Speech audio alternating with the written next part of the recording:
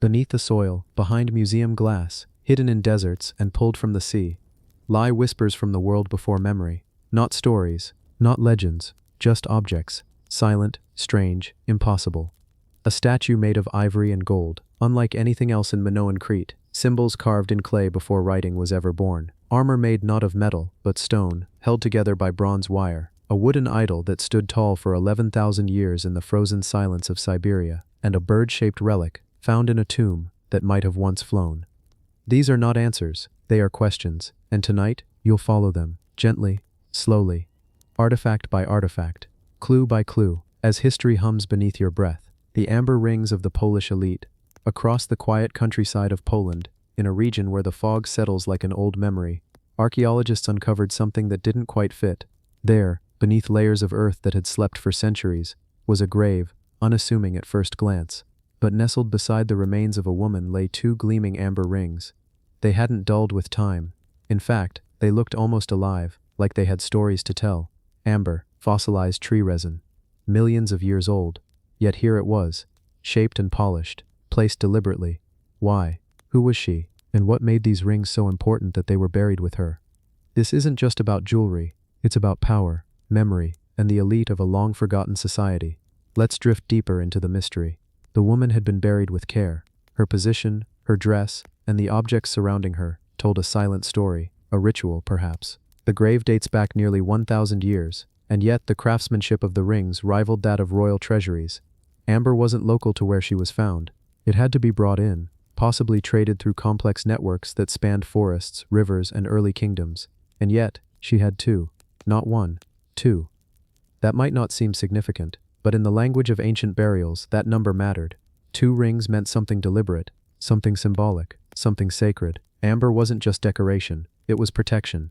Ancient cultures across Europe believed that amber held power.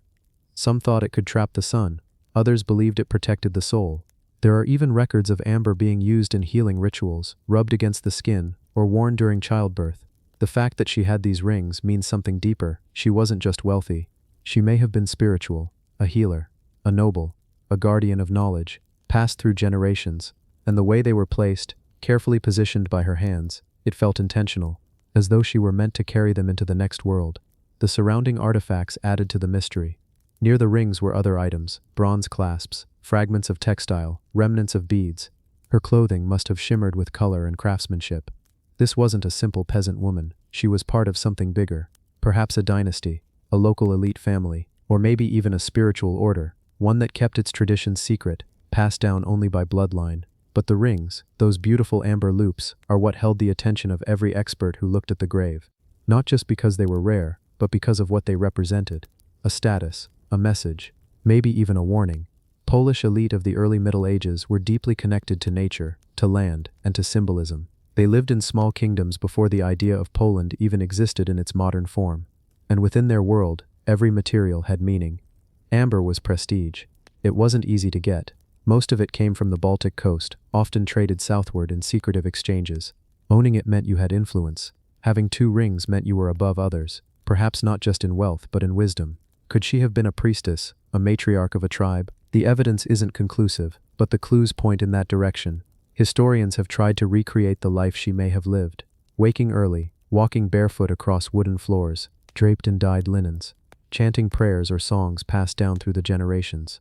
She may have sat with others, young girls, or even travelers, teaching them how to read the land, how to call upon the spirits, how to protect their homes with herbs and charms.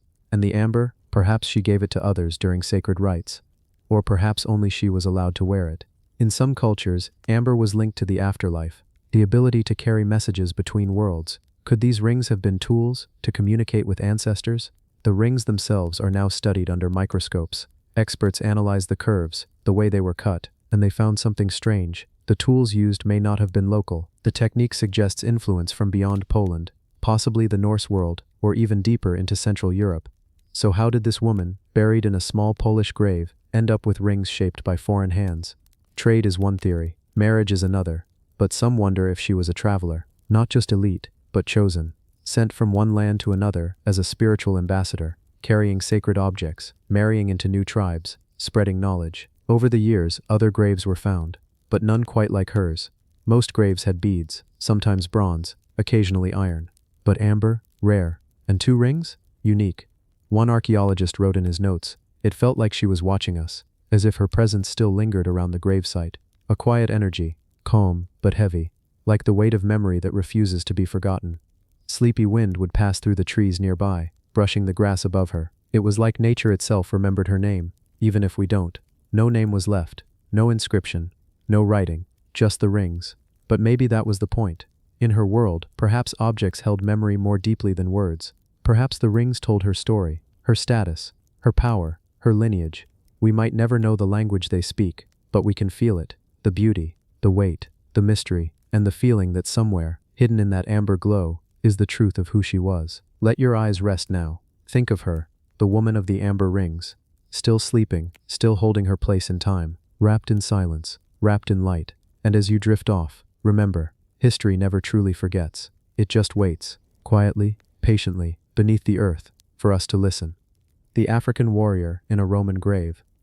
We often imagine ancient history as a story already told, neatly written, clearly categorized, always European or always Roman. But every so often something surfaces from beneath the ground that forces us to pause and reconsider what we think we know.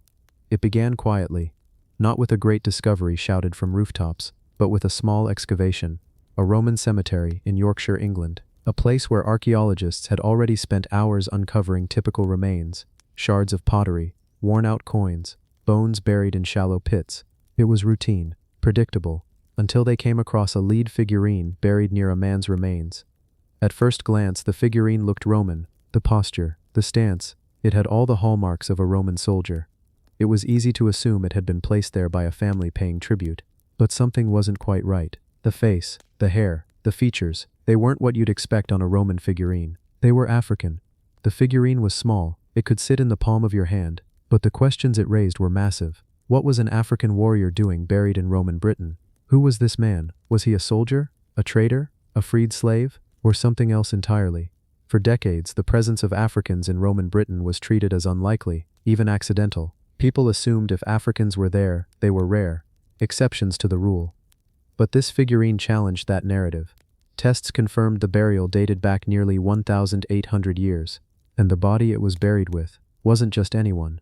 The man had been buried with care, with objects, with honor. The lead figurine wasn't thrown in randomly, it was placed deliberately, like a token or a symbol. Historians began looking deeper. The figurine wasn't Roman in style, it was African, likely made in North Africa and brought to Britain, perhaps even made by people who shared the same culture and lineage as the man buried beside it. This wasn't a case of a Roman acquiring something exotic. This was the burial of a person whose identity was African and whose presence in Britain was part of something bigger. It suggested migration, diversity, movement, a multicultural empire in ways we hadn't fully imagined. You see, the Roman Empire wasn't a single language or skin tone. It stretched from the deserts of Egypt to the forests of northern Europe, from the shores of Spain to the borders of Mesopotamia, and people, ordinary people, moved with it.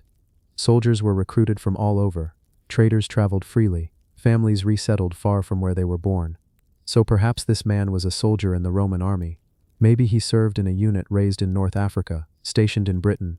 Maybe he fell in love with the landscape, or maybe he had no choice. Maybe he was sent there, far from home, and died in a place he never expected. But someone remembered him. Someone buried him with a symbol from his homeland. We can't ask him who he was, but we can see what was left behind. And the truth is, history becomes more human when we stop seeing it as a list of names and dates and start recognizing the lives behind those names, the cultures, the stories. Imagine this man for a moment. Not as a distant skeleton in a grave, but as someone walking through a Roman town in ancient Britain. Maybe he wore a tunic. Maybe he spoke Latin or a North African dialect. He might have looked up at the gray British sky and thought of the sun back home. He may have felt like an outsider, or maybe he found community. We don't know, but we know he was there. And now we know he mattered. The figurine is now preserved, studied, and protected, but its quiet presence in that grave says more than any official record ever could.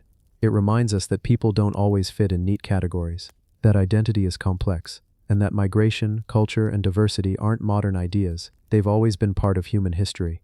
The discovery reshaped how many people viewed Roman Britain. It wasn't a whitewashed, uniform province of the empire. It was filled with people from across the known world, people of different languages, religions, and skin tones. They lived together, fought side by side, and were buried with the symbols that meant something to them. There is something peaceful about that, something human. It reminds us that history isn't just about emperors and wars. It's about lives. It's about one man, buried far from home, with a small figurine placed carefully beside him. That quiet act of remembrance, it echoes across time, and maybe tonight, as we fall asleep, we can think about how small things, a lead figurine, a burial site, a moment in time, can ripple across centuries, how one man, long forgotten, can remind us that history was never as simple as we thought. It was richer, warmer, and far more diverse. Let the story of the African warrior rest with you tonight. A reminder that every grave has a story, and every story, no matter how small, deserves to be heard. Faith in the flames. Sobobor's amulets. There are places in the world where silence feels heavier than sound, where the trees whisper stories too painful to speak aloud. Deep in the quiet woods of eastern Poland, where the birds now sing and the leaves gently stir, there was once a place that swallowed countless voices whole, Sobibor. Sobibor was a Nazi extermination camp. But this is not a story about statistics or even war.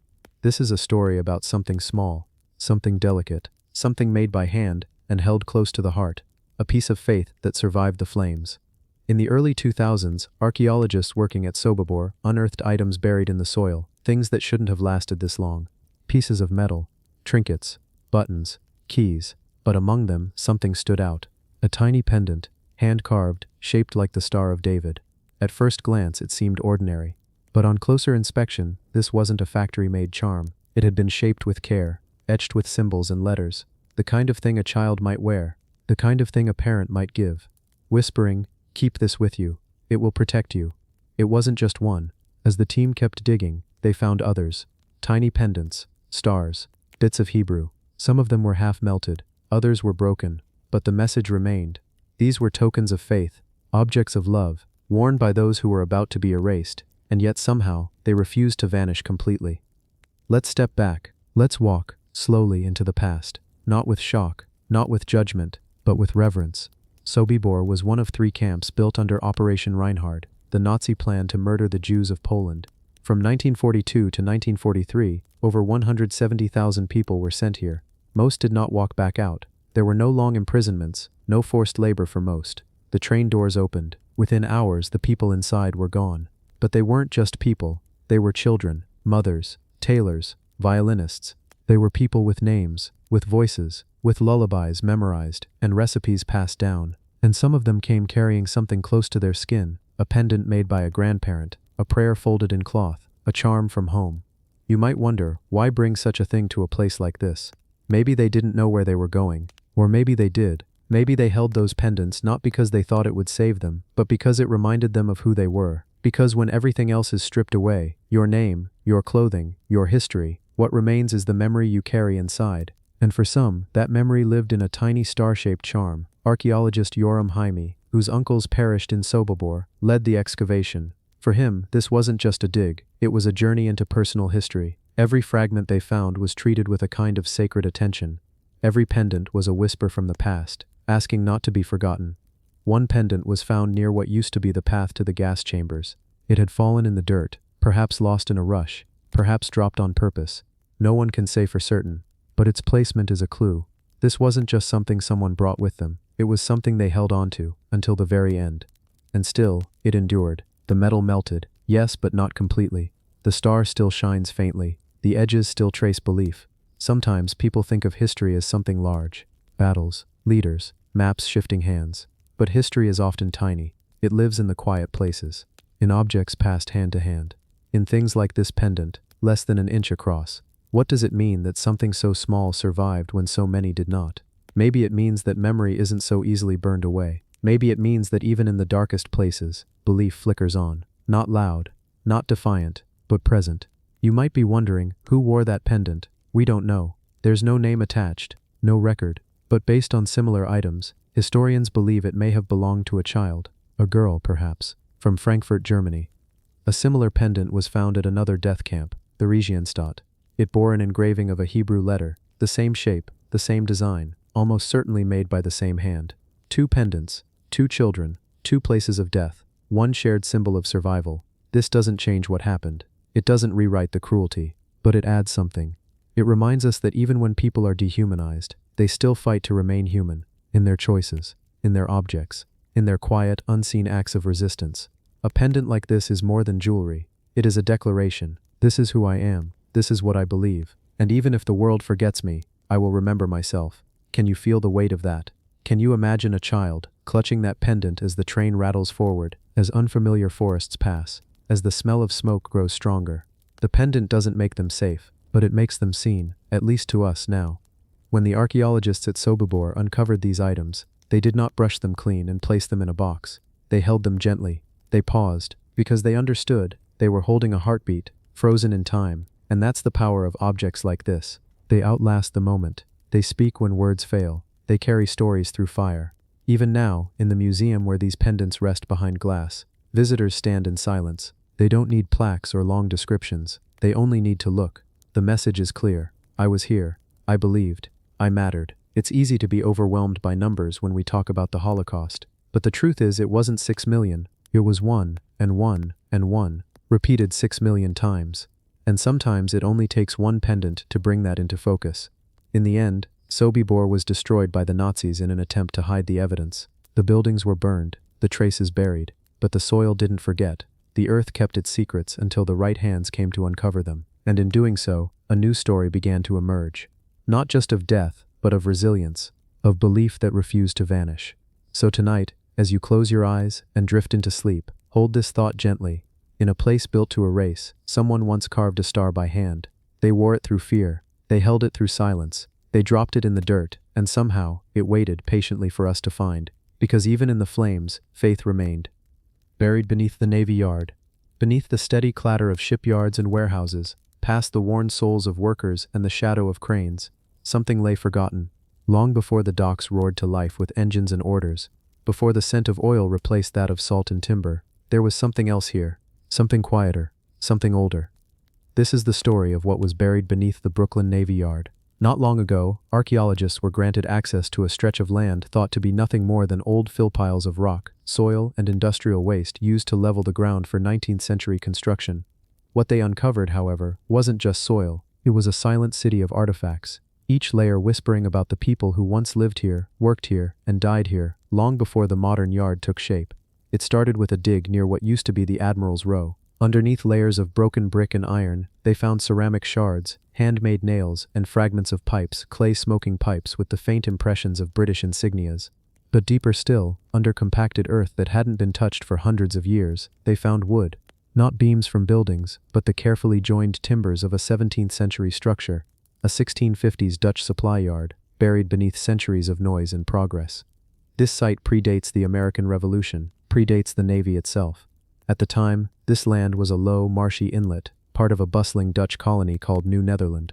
The people here weren't Americans, they weren't British, they were Dutch settlers, fur traders, shipbuilders, and laborers, and their world was more fragile than history likes to admit. Some of the most revealing finds weren't the tools or coins, but the trash. Discarded oyster shells, thousands of them, suggesting a diet tied deeply to the harbor. Bones of pigs and chickens told stories of home cooking, of families trying to survive a tough coastal life. And then there were broken bottles, their green glass fogged with age, once holding wine or medicine or ink, now nothing more than fractured echoes. One of the more curious discoveries was a child's shoe, leather, shriveled and dark, but still unmistakably shaped by the tiny foot that once wore it. Perhaps dropped, perhaps buried on purpose. Either way, it was a fragment of someone's story, the kind of object that makes time fold in on itself. You can almost imagine the child who wore it, running past boats, calling to their father, maybe chasing a dog along the muddy waterfront. Some items spoke not only of daily life, but of resilience. A simple carved token was found, possibly a game piece or a charm, worn smooth, possibly passed between hands over many years. These weren't just settlers, they were builders of memory, laying bricks into a future they couldn't see. Each layer of earth held a generation's efforts, stacked like pages in a book we forgot to read. Over time, the old Dutch yard was built over. The British came, then the Americans. In the 1800s, the land transformed into a massive naval hub. The Brooklyn Navy Yard became known for shipbuilding, innovation, and wartime readiness. What had once been quiet became loud. What had once been home became machinery. But below all that, the bones of the past remained untouched. There's something humbling about digging into a place you thought you knew. History, after all, isn't just what we build on top, it's what we bury. Each building at the Navy Yard stands on thousands of footsteps from people who never imagined what this place would become. They lived ordinary lives in extraordinary times, and now, their stories are surfacing again, not in books but in bricks, bones, and buttons. In one section of the dig, archaeologists found remains of an early tannery. The smell of tanning leather would have been strong back then, acrid, heavy. Workers stood ankle-deep in chemicals, stretching and drying hides. It was hard, smelly work, but it built part of the economy. It put shoes on feet and coats on backs. The remnants tell us of trade, of a link between the old world and the new. A jar from Germany, a buckle from England, a tool whose design matches those used in northern France. All arriving by ship, all brought by hands we'll never know. And yet, somehow we do know them. Not their names, perhaps, but their needs, their hopes, their ways of adapting to this unpredictable land by the sea. In the quietest part of the dig, where few artifacts were found, the team paused. Why was there a gap in the record? No tools, no bones, no signs of fire or food, just soil, clean, unbroken soil, a buried silence. And that's when it became clear. Sometimes what you don't find is part of the story.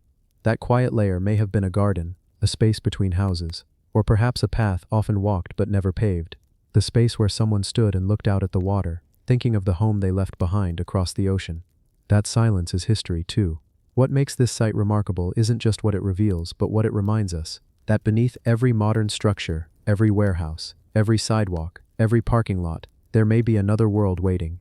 The earth is not flat, not culturally, not historically. It is a layered thing, compressed memories in soil and stone, and when we dig into it, we don't just find things, we find us. We find the same fear of change, the same desire for safety, the same small joys, a meal with family, a tool that works, a child's laughter fading into the wind. As we look at the Brooklyn Navy Yard today, with its cranes and labs and studios, it's easy to forget the fragile beginnings beneath it. But history doesn't vanish. It waits, quietly, just below the surface. And when we're ready to listen, it speaks. The gladiatrix of Germany. She stands frozen in time, yet alive in defiance, bronze and bare, her gaze unshaken. In one hand, a curved Sika blade. In the other, the silence of history broken open. She is not a statue of a goddess, nor a noblewoman, nor a victim. She is a gladiator, female, topless, and unflinching. And her discovery in Germany did more than surprise archaeologists. It challenged everything we thought we knew about the brutality and balance of ancient Rome. The statue was unearthed in what was once a Roman settlement in the heart of modern-day Germany. At first glance, she seemed like a myth, some symbolic artwork from a forgotten tale. But closer study told another story. The weapon in her hand wasn't ornamental. The stance wasn't decorative. The figure wasn't imagined. It was modeled after someone real, and that someone was a woman trained to fight in the arena. In Roman culture, gladiators were brutalized athletes, warriors groomed to die for entertainment. Their lives were short, their fame uncertain, but they were men, always men, or so we believed. The discovery of a gladiatrix, a female warrior, was not just rare, it was revolutionary. Historians had long debated whether female gladiators truly existed. Ancient texts mentioned them rarely. Most scholars dismissed those lines as satire or exaggeration. But the statue was not a metaphor, it was a statement, carved in metal and time. The details were impossible to ignore. Her stance was aggressive, the forward lunge of someone ready to strike. Her torso exposed, not for sexuality, but strategy. Ancient gladiators often fought bare-chested for mobility. Her weapon, a Sika blade, was curved inward, designed not to slash but to hook, tear, and end a fight quickly. The blade alone was a message. This woman had trained. She was no passive spectator of war. She was a participant. Even more haunting was the intensity in her expression. Sculptors of the Roman era didn't waste such precision on fantasy. They carved portraits of real people, capturing wrinkles, scars, emotion, and in her face you can almost see it all. The discipline, the pain, the pride. But why Germany? And why a statue like this? At the time, this region was not Rome's core. It was a frontier, a contested borderland, where Roman power clashed with native resistance. Military outposts were common, so were arenas. The statue may have stood near one. Some scholars believe she was once honored there, perhaps by those who watched her fight, or by those who buried her memory when women were written out of the warrior's tale. Across ancient Europe, most female roles were confined to the home, the hearth, the temple. But the gladiatrix stood outside all that. She existed in a space few women ever entered, where blood decided your worth. And now, thousands of years later, she speaks again through bronze and silence. Her body tells us more than records ever did. Her presence answers questions no scroll dared confirm. She didn't just survive in a man's world, she dominated a man's arena, and perhaps died in it. There are still arguments about whether this statue truly depicts a real gladiatrix. Some say it's allegorical, a symbol of bravery or sacrifice. But those voices grow fainter each year, because each brush of the archaeologist's tools, each scan of the metal surface, brings more detail to light. The sweat-slick muscles, the scar on her left side, the way her hand grips the weapon with familiarity, not hesitation. If she was myth, she was sculpted with a truth few myths carry. If she was real, she was forgotten too long. And there's something else. In many arenas, female gladiators weren't just side acts or rare curiosities. They were part of spectacle, used to shock, to entertain, to push limits. It was spectacle, yes, but also survival. Every swing of the blade was a decision, to be erased or to endure. Her toplessness, too, must be read in context, not for shock, not for appeal, but for what it represented: vulnerability, resilience, control. In an age where clothing marked status and modesty marked character, she wore neither, only purpose. Rome may have tried to bury her under rules, scrolls, and silence, but she outlived the empire. The soil of Germany held her image, the metal kept her memory, and now she's teaching us. Still fighting, but with a story. So many ancient voices have been lost, smothered by ash, ignored by textbooks, filtered by the men who wrote history. But here, in this warrior's stance, a new voice rises, one we never expected to hear. She wasn't a legend carved from fantasy. She was a woman, a fighter, a gladiatrix, and after all this time, she has finally returned to the arena. Priest or warrior? The grave of Uşaklı Hoyuk. It was during a routine excavation in central Turkey when archaeologists came upon something unexpected. The site, Uşaklı Hoyuk, was known to be ancient. Its layers held centuries of habitation. But this grave, this one was different. It was buried deeper than most, tucked beneath layers of earth and pottery shards, in a part of the mound few had thought would hold anything significant. Yet once the stones were carefully brushed away and the dirt removed with slow, practiced hands, it became clear they had found more than just another burial. They had found a mystery. The skeleton lay still, its position peaceful. Beside it, a cluster of finely crafted jewelry, gold earrings, delicate chains, amulets. Nearby, a collection of coins, mostly dating to the Iron Age, some older. These were not the relics of a common soldier or villager. This was someone of standing, someone important, and yet, something didn't quite fit. There were faint markings on the bones, not scars of violence, not exactly, but signs of strain, like someone who had carried weight regularly. Someone who had lived through a time of tension, perhaps war. One of the archaeologists paused, staring at a tiny pendant still lodged in the ribcage. It was shaped like a lion, not a symbol of worship, but of power, protection, authority. The excavation team huddled, comparing notes, theories. Was this a priest buried with sacred offerings? Or was this a warrior, cloaked in the symbols of ritual to mask a life of conflict? The answer, like so many from the ancient world, refused to be clear. But the deeper you go into the past, the less black and white things become. In many cultures, especially those along the ancient trade routes through Anatolia, the lines between the spiritual and the martial weren't sharply drawn. Priests weren't just spiritual leaders, they held influence in the courts, advised kings, interpreted omens before battle, and in times of conflict, some even led armies. Likewise, warriors often wore charms, not only for protection but to signify divine favor. In a time where gods were believed to walk among men, a pendant could mean the difference between survival and death. The body at Uşaklı Hoyuk might have been one such figure. The jewelry was ornate, but worn. The coins were valuable, but scattered, not ceremonially placed. The body had not been interred with grand architecture, but rather in a quiet, almost hidden manner, as if the burial had been rushed, or secret. Some began to wonder, was this person buried in haste? Maybe even against orders? Was it a burial meant to hide a life, rather than honor it? And yet, even in secrecy, the grave held meaning. Let's pause and think of the time period. The region of Uşaklı Hoyuk has seen waves of power rise and fall, from the Hittites to the Phrygians, from Assyrians to early Persian rule. It was never truly stable for long, and that instability, it shows in the artifacts. Mixed influences, clashing motifs, trade goods alongside locally made tools, a society constantly adapting, always watching the horizon. The grave fits this chaos. The coins found were from different regions, some from nearby kingdoms, others traced to far-off lands, perhaps carried by merchants, soldiers, or refugees. The jewelry, too, had mixed design elements. Hittite patterns carved beside newer, evolving Anatolian styles. It paints a picture of a person straddling two worlds, maybe even torn between them. And here lies the heart of the mystery.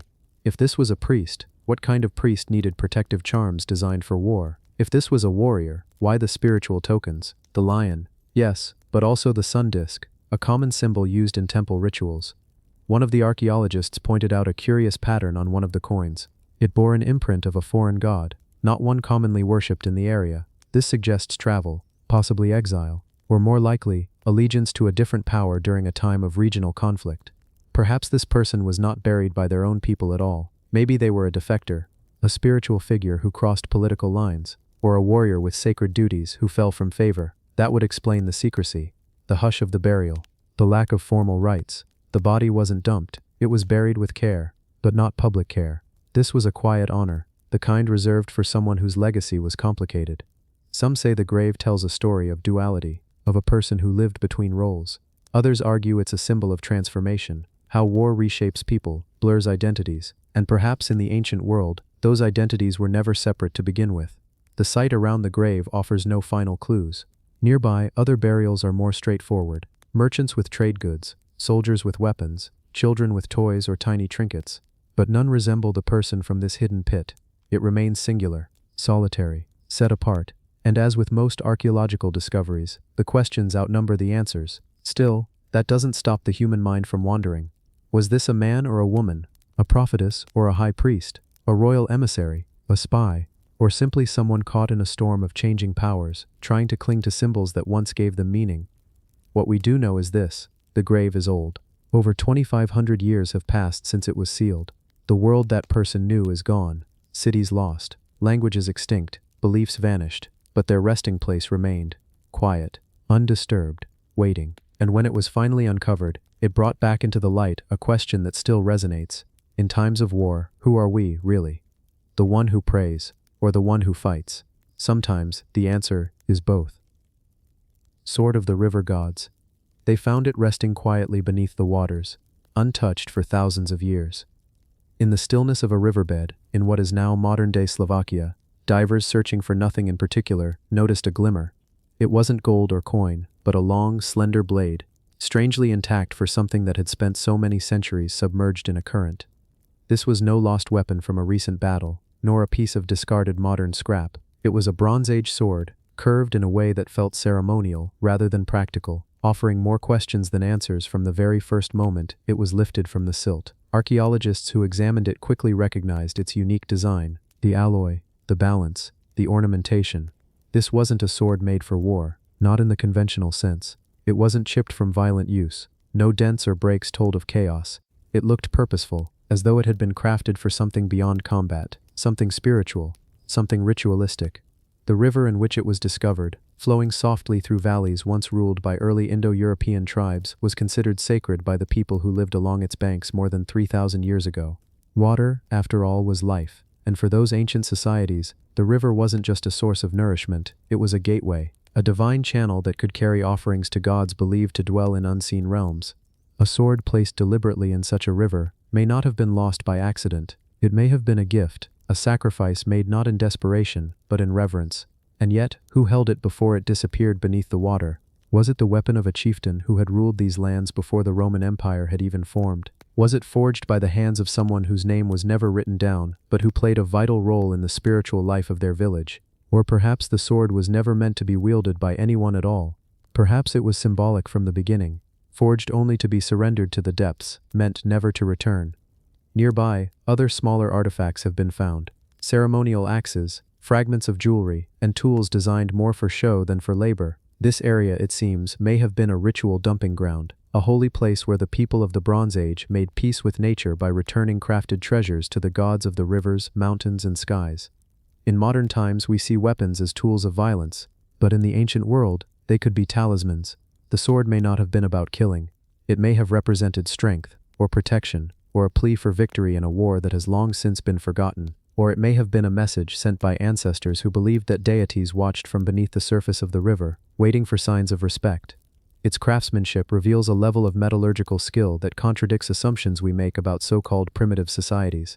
They weren't aimlessly hammering away at ore. They knew what they were doing. The balance of the blade, the composition of the bronze, the curvature of the hilt, it all speaks of deliberate engineering. The sword wasn't crude, it was elegant, and this forces us to reconsider how advanced the people of the time truly were.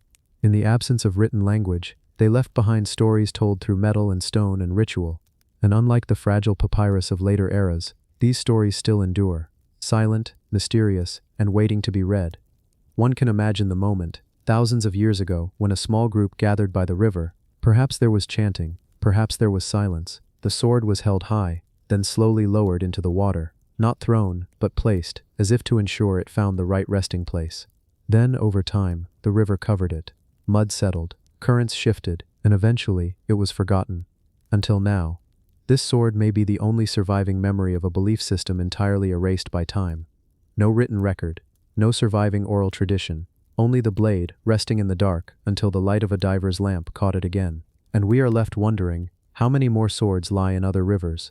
How many sacred offerings are still sitting in silence at the bottom of lakes, waiting for the right eyes to find them? And if we found them, would we even understand what they meant? This is the beauty of such discoveries. They don't give us closure, they give us mystery.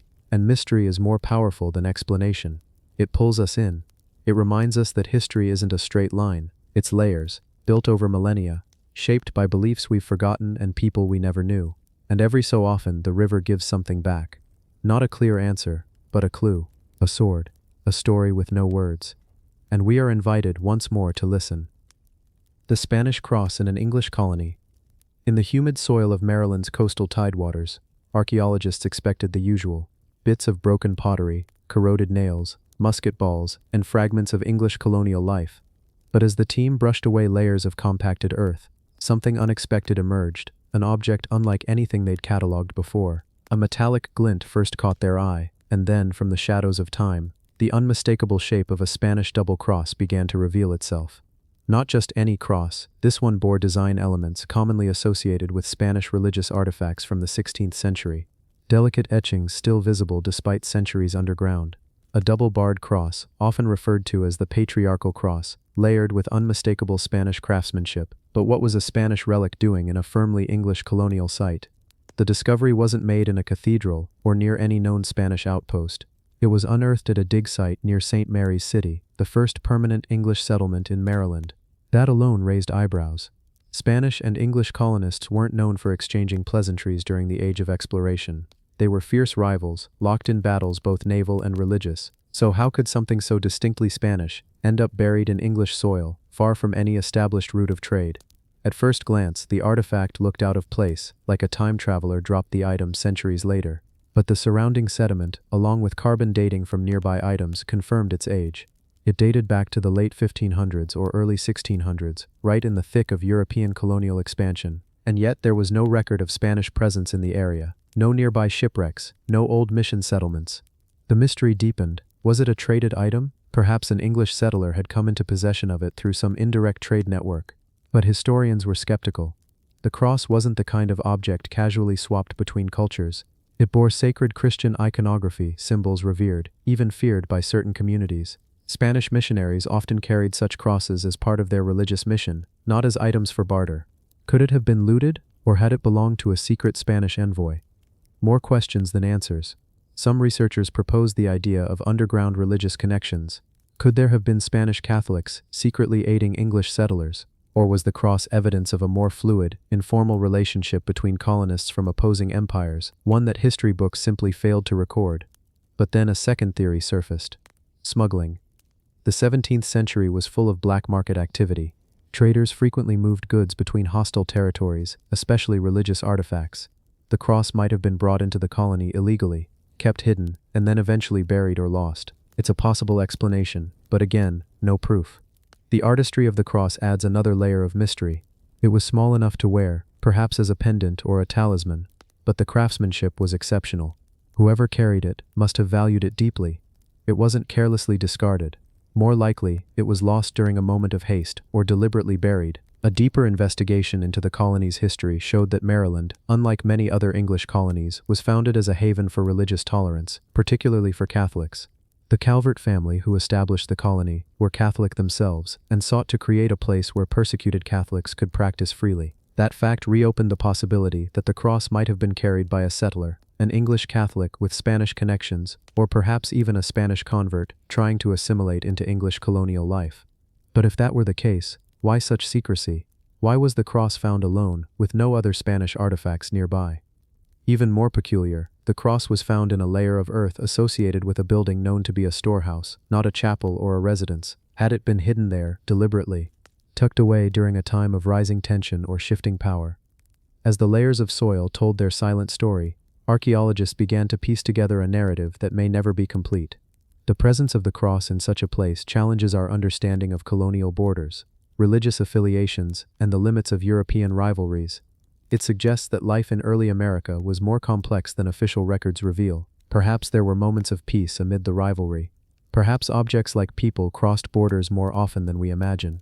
Or maybe the cross was a reminder, a silent symbol carried by someone who feared losing their faith in a foreign land, or someone who sought protection under its sacred lines during uncertain times. The mystery deepens when one looks closer at the craftsmanship again. A faint engraving on the backside of the cross revealed initials, barely legible, worn down by time. Some believe it might be JF, others argue it's TS. But without a known figure to connect those initials to, it only adds to the puzzle. Were they the maker's mark, or the initials of the person who carried it? And then there's the blade-shaped nick along one edge of the cross. Was it a sign of damage from use? Perhaps it deflected a blow. Or was it a deliberate mark, made during a ritual, or out of desperation? The surrounding soil also revealed something unexpected, small fragments of colored glass, likely from decorative windows. Again, not typical for a simple storehouse. Was this area repurposed at some point? Could it have once served as a hidden chapel? Every answer only leads to more questions. But one thing remains certain. This small Spanish cross, buried deep in English colonial soil, does not belong in a single narrative. It sits at the crossroads of faith, trade, secrecy, and survival. It whispers of quiet beliefs held close in foreign lands, of relics passed hand to hand in secret, of lives that history forgot to record, and so, it remains. Not just a cross, but a symbol of a larger, untold story. The forgotten god of the stake. In a small village tucked deep within the folds of India's countryside, where the monsoon air still smells of damp earth and mango trees rustle softly in the wind, there is a place few outsiders know. It isn't marked by signs, nor does it appear on any tourist map. But if you follow the dirt road past the banyan tree where goats sleep in its shade and walk toward the edge of the fields, you'll find something strange, something quietly haunting. At first glance, it's just a wooden stake, weathered, cracked, half swallowed by time and soil. Its surface is dark, as though scorched, but no one remembers a fire. Flowers rest at its base, wilted garlands of marigold and jasmine, refreshed every morning by the village's oldest women who never forget. Incense lingers in the air, sweet and thick. Beside it, half sunken into the earth, lies a figure that seems ancient beyond imagination. The form of a man, cross-legged, serene, his hands rest upon his knees. His face holds the kind of calm that doesn't come from human life, but something older, stiller. This is the statue, stone and silent, believed to be Mahavira, but even that is debated. The stake and the statue, side by side, no sign, no inscription, no explanation. The villagers simply call it, that which was always there. It's easy to miss just how strange this pairing is. A Jain Tirthankara and a wooden stake. The logic doesn't match. In Jain tradition, Mahavira is one of the great spiritual teachers.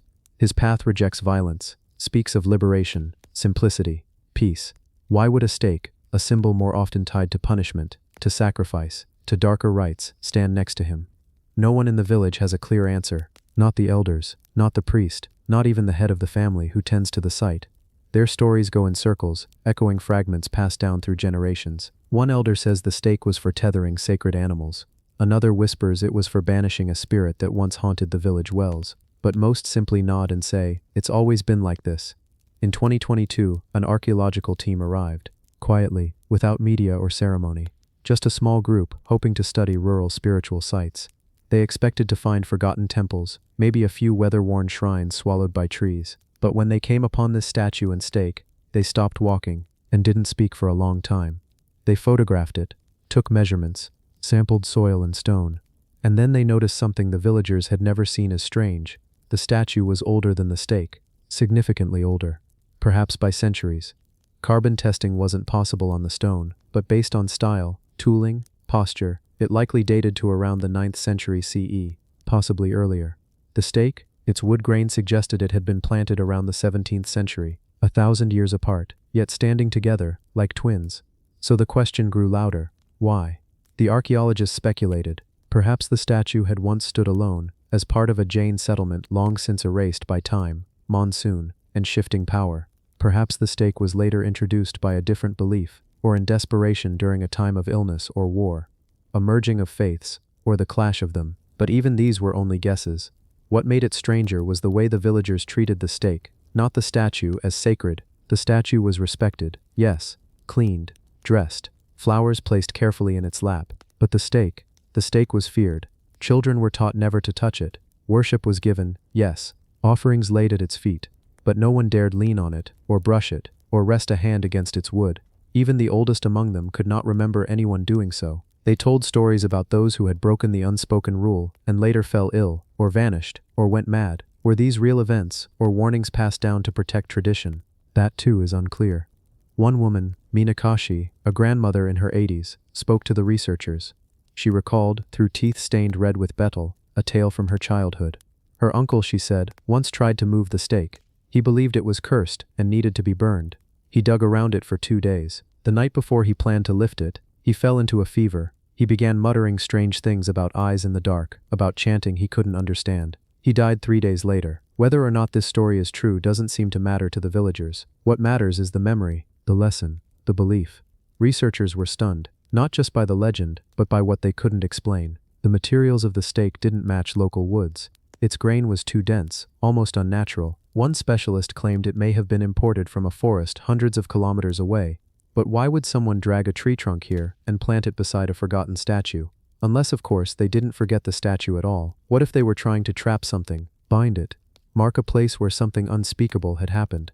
The idea seems fantastical, like myth, like the kind of bedtime story told to frighten children. And yet, what if? The statue itself may offer a clue. Though traditionally Jain icons follow specific patterns, this figure was subtly different. His eyes were open, not gently closed, as in meditation, but wide, not afraid, but alert, watching, the kind of gaze that seems to follow you. His fingers didn't rest flat, but curled slightly, as if reacting to something in front of him. Had the artist seen something? Was this an artistic choice, or a memory carved into stone? And so, a new theory formed. The stake and the statue weren't a contradiction, but a warning, that the man in stone had seen something, that the stake was a marker to keep whatever it was contained. Not everyone agrees. Some scholars argue it's simply two traditions overlapping by chance, that religious sites evolve over time, absorbing elements from many beliefs, that this is syncretism, not mystery. But even they admit, it's rare to find such a pairing without any written history, no temple records, no folklore with dates, just silence and instinct, silence and offerings. Every full moon, the villagers still gather. They bring milk, turmeric, flowers. They sit in a circle around the stake, not too close. They hum low tones. They don't speak much. And when they leave, they walk backward for the first few steps, an old habit, they say, so they don't turn their back too soon. The statue remains still. The stake remains rooted. In recent months, more people have started visiting. Curious travelers, amateur historians, even bloggers chasing clicks. But they're not always welcomed. The villagers are kind, but wary. They don't want this place to become a spectacle. Some things they believe lose their meaning when turned into stories for the outside world, and maybe they're right, because not every mystery is meant to be solved. Some are meant to be remembered, felt, respected, like the strange hum in the air when you stand between wood and stone, like the way birds go quiet when you get too close, like the chill that touches your spine when you realize no one really knows who or what is buried beneath the stake, but something is. And whatever it was, the people here have not forgotten, even if they no longer remember the name. The mango jars of mystery. Imagine walking through a quiet village in southern India. The air is thick with the scent of ripening mangoes, their sweet perfume hanging low beneath the wide-spreading shade trees. In the stillness of midday, you hear only the rustle of distant leaves and the occasional call of a coal bird. At the heart of this forgotten village stands an old temple, time-worn but breathing. Its stone steps are rubbed smooth by countless barefoot pilgrims, and its pillars echo stories carved centuries ago. But it's not the temple carvings or rituals that bring archaeologists here. It's two massive foreign-looking jars, resting not inside the sanctum, but tucked quietly at the edge of the temple's rear courtyard. They are round, glazed, and unmistakably out of place. Their surfaces shimmer with the telltale green hue of antique Chinese ceramics, and their size is almost absurd. Taller than a man's waist, wide enough to cradle a full-grown child inside, and unmistakably alien. For years, villagers knew them only as the mambaja kudams, the mango jars. It's said long ago these jars were used to store offerings of mangoes during festivals. Rituals would begin at dawn, mangoes would be washed in the river, sung over with mantras, and gently placed inside these glazed giants. But no one knew where the jars came from. The stories surrounding their arrival were fragmented, like shards of broken clay. Some said a trader brought them. Others whispered of a sea captain, shipwrecked during the monsoon, offering them in gratitude, but most simply shrugged. The jars had always been there, just like the old peepal tree beside the pond, just like the temple itself. Then one summer, as the heat pushed people indoors and the wind carried dust like ancient breath, a historian named Devika Menon happened to visit the site. She wasn't there for jars. She'd come to trace forgotten temple songs. But she noticed them. Noticed their curves, their glaze, their weight. They weren't local pottery, too refined, too massive. She took photos, sent them to ceramic experts. Weeks later, an answer arrived. The jars weren't Indian at all. They were Chinese, dating back over 700 years, possibly from the Yuan dynasty. Export jars, likely made for transporting oils, water, or grains across oceans. Suddenly, the sleepy village temple had a secret, a direct link to ancient maritime trade. A thread tying a local ritual in Kerala to the sprawling merchant fleets of medieval China. But how? And why? To understand their journey, we must step away from the quiet temple courtyard and walk through time back into the salt-washed decks of wooden junks that once sailed across the Bay of Bengal. During the 13th and 14th centuries, the seas between East Asia and South India weren't empty stretches of water, they were highways. Routes crowded with ships, goods, languages, and stories. Chinese ceramics, Persian rugs, Arabian horses, and Indonesian spices all passed through India's ports. Traders from Quanzhou and Guangzhou, from Sumatra and Java, all anchored here. The ports of Muziris, Kollam, and Kozhikode weren't just trading towns, they were global cities before globalization, and Chinese jars, giant ones, like those found at the temple, were sometimes part of the cargo. Most were utilitarian, used to transport goods, not treasures in themselves. But some found new homes. They were gifted, bartered, or abandoned, and sometimes they were repurposed by communities who didn't just see a jar, but a vessel worthy of worship. It's possible that during a monsoon storm, a trader ship found safe harbor near the coast. Perhaps the crew, grateful to the local deity for their survival, gifted the jars to the temple as an offering, or maybe a wealthy patron purchased them in a nearby port and donated them, believing their size and glaze made them fit for divine use. But why mangoes? That part too is strange and beautiful. Mangoes in this region are not just fruit, they're symbols. In temple rituals, especially during the festival season, mangoes are associated with fertility, generosity, and prosperity. They are offered as sacred gifts, their golden flesh representing the sweetness of divine blessings. And in the old ritual songs, those same songs Devika had come to study, there are references to golden jars filled with the fruit of summer. Could the songs have been referring to these very jars? As Devika listened to the oldest temple singers, many well into their 80s, she began to notice verses that described jars not made by hands of this land. Jars as tall as men, jars glazed green like the monsoon sea, jars that arrived before memory, yet stayed as if always meant to be there. The village elders didn't consider the jars strange. To them, they were part of the temple's breath. But now, with new eyes, the mango jars whispered a deeper story, one of oceans crossed, cultures mingled, and sacred repurposing. Let's pause here for a moment and just picture that scene. A procession of temple priests in white dhotis, drums echoing in slow, rhythmic patterns, children holding lamps, their eyes wide with wonder. And there, beneath a canopy of mango leaves, the two Chinese jars filled with fragrant fruit, each mango carefully placed by hand, not tossed in, not stored, but offered, loved, honored. In that moment, those jars weren't cargo, they were vessels of meaning. Over time, as centuries slipped by, the jars no longer served rituals. One was cracked, possibly during a flood. The other was moved behind the temple, beside a wall now thick with moss. But they remained untouched. No one dared discard them. No one repurposed them for grain or water, because somehow they had become sacred, not because of what they were, but because of what they had witnessed.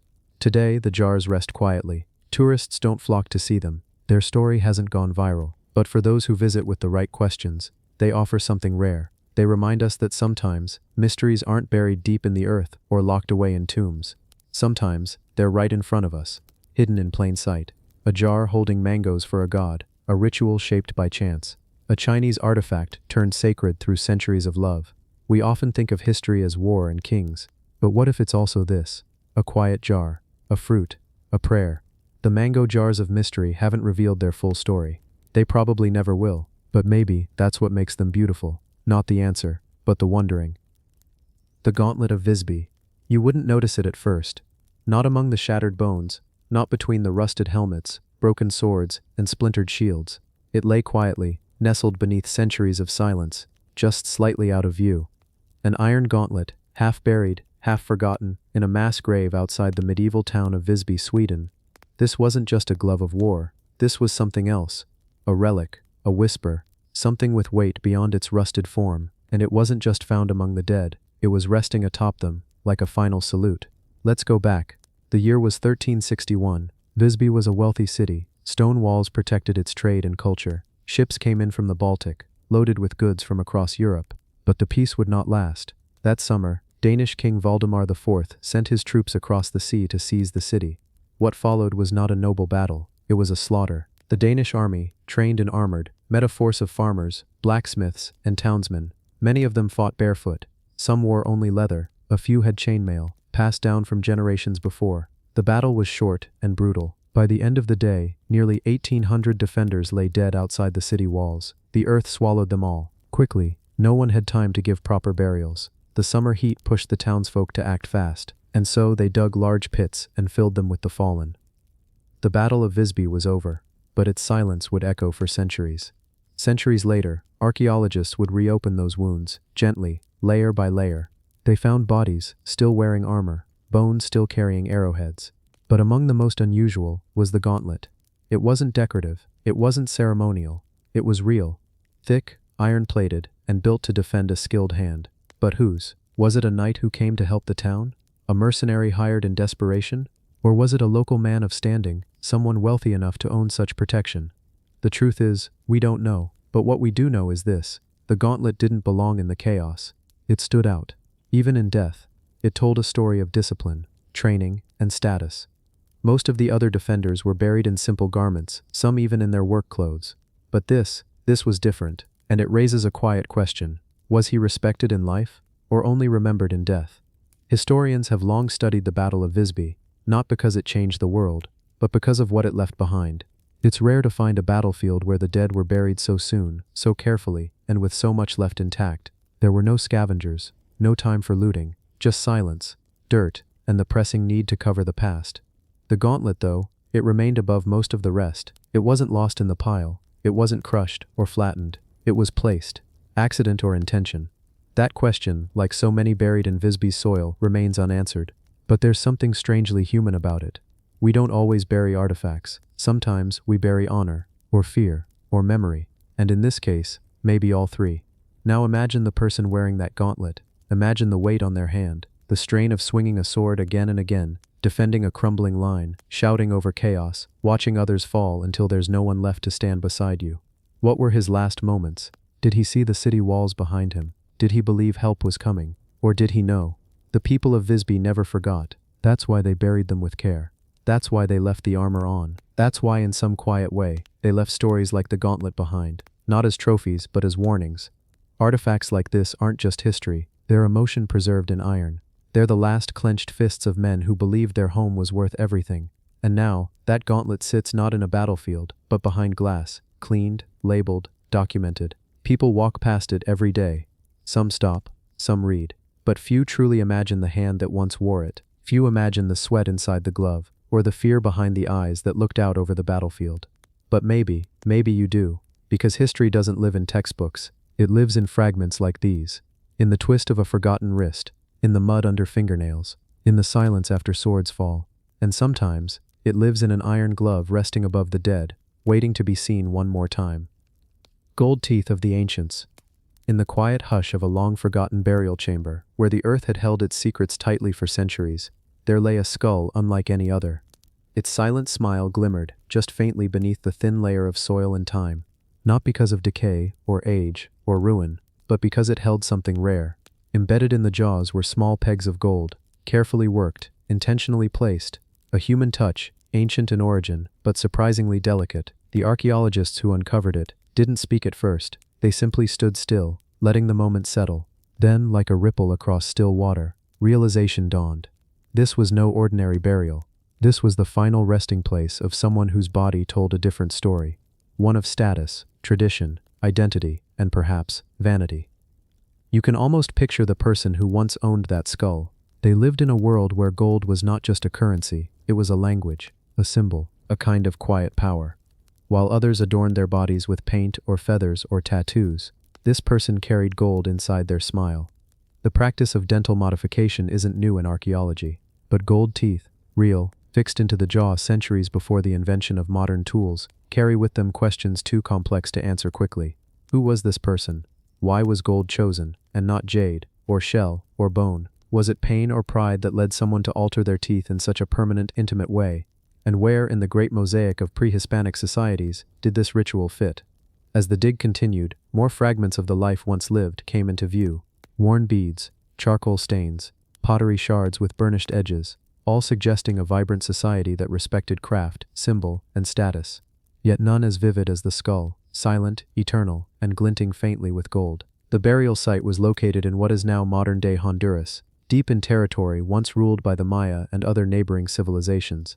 It wasn't an elaborate tomb. There were no towering pyramids or buried treasure hoards, just a modest resting place tucked beneath layers of history. It would have been easy to overlook if not for the light catching on gold. Experts dated the skull to somewhere between 800 and 1200 AD, though the exact year may never be certain. But the method of modification told its own timeline. A tiny hole drilled at the base of each tooth, a small gold peg inserted, smoothed flush to the enamel. This wasn't crude or experimental, it was precise, crafted by someone with knowledge and experience. Imagine the moment that peg was placed. The person sits still, perhaps gripping a woven mat, eyes fixed ahead. A second person, likely a healer or artisan, leans in with practiced calm. The gold is fitted with care, not unlike the way a jeweler places a gem into a ring. There's no anesthesia, no mirror, just trust, ritual, and likely, pain. But what it meant afterward, that's where the mystery deepens. In ancient societies, the body was not separate from identity. To change the body was to speak loudly without words, filing teeth into sharp points, inserting gems, even reshaping the skull in infancy. These were acts of belonging, of beauty, of distinction. So when this person chose gold, or had gold chosen for them, it wasn't vanity alone. It may have marked their role. A priest, a noble, a messenger of the gods. Gold was sacred. It was thought to capture the sun, to reflect divinity. So a golden smile, what kind of message did that send to those who saw it? It's possible that this practice wasn't widespread. In fact, few skulls with similar modification have ever been found in the region. That makes this one rare, singular, a snapshot of a tradition that may have lasted only a generation, or that was reserved for the few who met specific criteria. And the more you sit with the thought, the more human it becomes.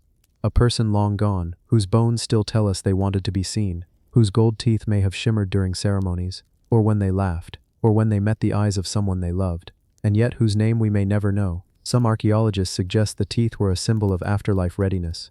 Others believe they served a social function like jewelry for the soul. And a few even suggest it might have been a punishment, though that theory is weaker. Instead, the dominant view remains this. The golden smile was a gift, a privilege, a final adornment for someone whose life carried weight in their community. Nearby, in the same site, a few other burials were uncovered. None bore gold. Most had worn teeth, signs of labor and age. The contrast is stark. It reinforces the idea that this individual stood apart. Whether through wealth, role, or reverence, they were marked differently. Not by weapons or headdresses or thrones, but by something quieter, a signal embedded in bone. And even now, centuries later, it still works. Because when we see gold in ancient remains, our reaction is instinctive. We lean in, we wonder, we imagine. The gold connects us, not just to the past, but to something very human, the need to matter. In modern culture, gold teeth are still used. In hip-hop, in fashion, in personal expression. There's a long line from the ancient burial in Honduras to the gleam of a smile on a city street today. And though the contexts differ, the energy is the same, a kind of defiance, a kind of pride. It tells us something about ourselves too, that no matter how much time passes, some things remain. We adorn our bodies to tell stories. We change our appearance to shape perception, and we leave traces behind, hoping that someone, someday, might understand. The archaeologists eventually cataloged the skull, documented the pegs, and placed it into a museum archive. But its story didn't stop there. It traveled through papers, articles, lectures. It entered the imagination of writers and artists. It sparked debates about ritual, status, and the golden thread that connects us across time. Even in sleep, even in the slow haze of a tired mind, the image stays with us. A skull, resting beneath layers of earth, its teeth glinting softly. Gold, not as treasure, but as testimony. A quiet, powerful reminder that every artifact once had a heartbeat. The bone pen of Ireland.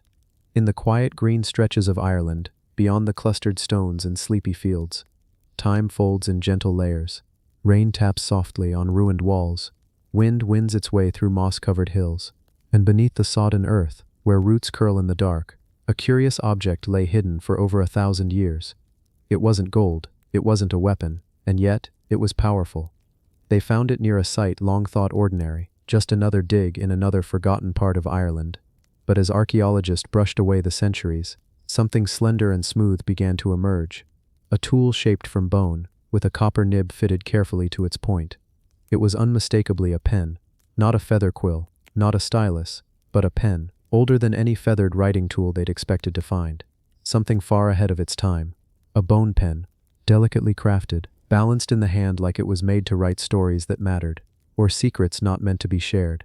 This was no accident, and the questions began to bloom, slow and wide, like mist rolling across the Irish fields. Who made it? What did it write? And why bone? Bone has always been close to the human hand. From the first carved needles to fish hooks and flutes, it's been a quiet material, practical, overlooked.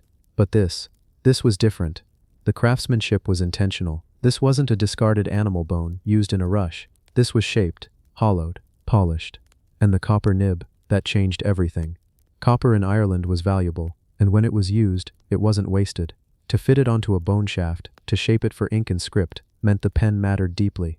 Perhaps it was ceremonial, perhaps it was personal, perhaps it was the property of someone who wrote, not just to remember but to shape what others remembered. The site where it was discovered, an early medieval monastery, hummed with ancient silence. Crumbling stones, layered with time, marked where monks once moved quietly through their daily rituals. Prayer, study, silence. Manuscripts slowly copied by hand. Ink made from oak galls, parchment stretched and scraped. We picture feather quills, long, delicate, cut from goose wings. But now, that image begins to shift. What if the earliest words weren't penned with feathers at all? What if stories of saints, of kings, of sins and miracles were first scratched into skin with a bone?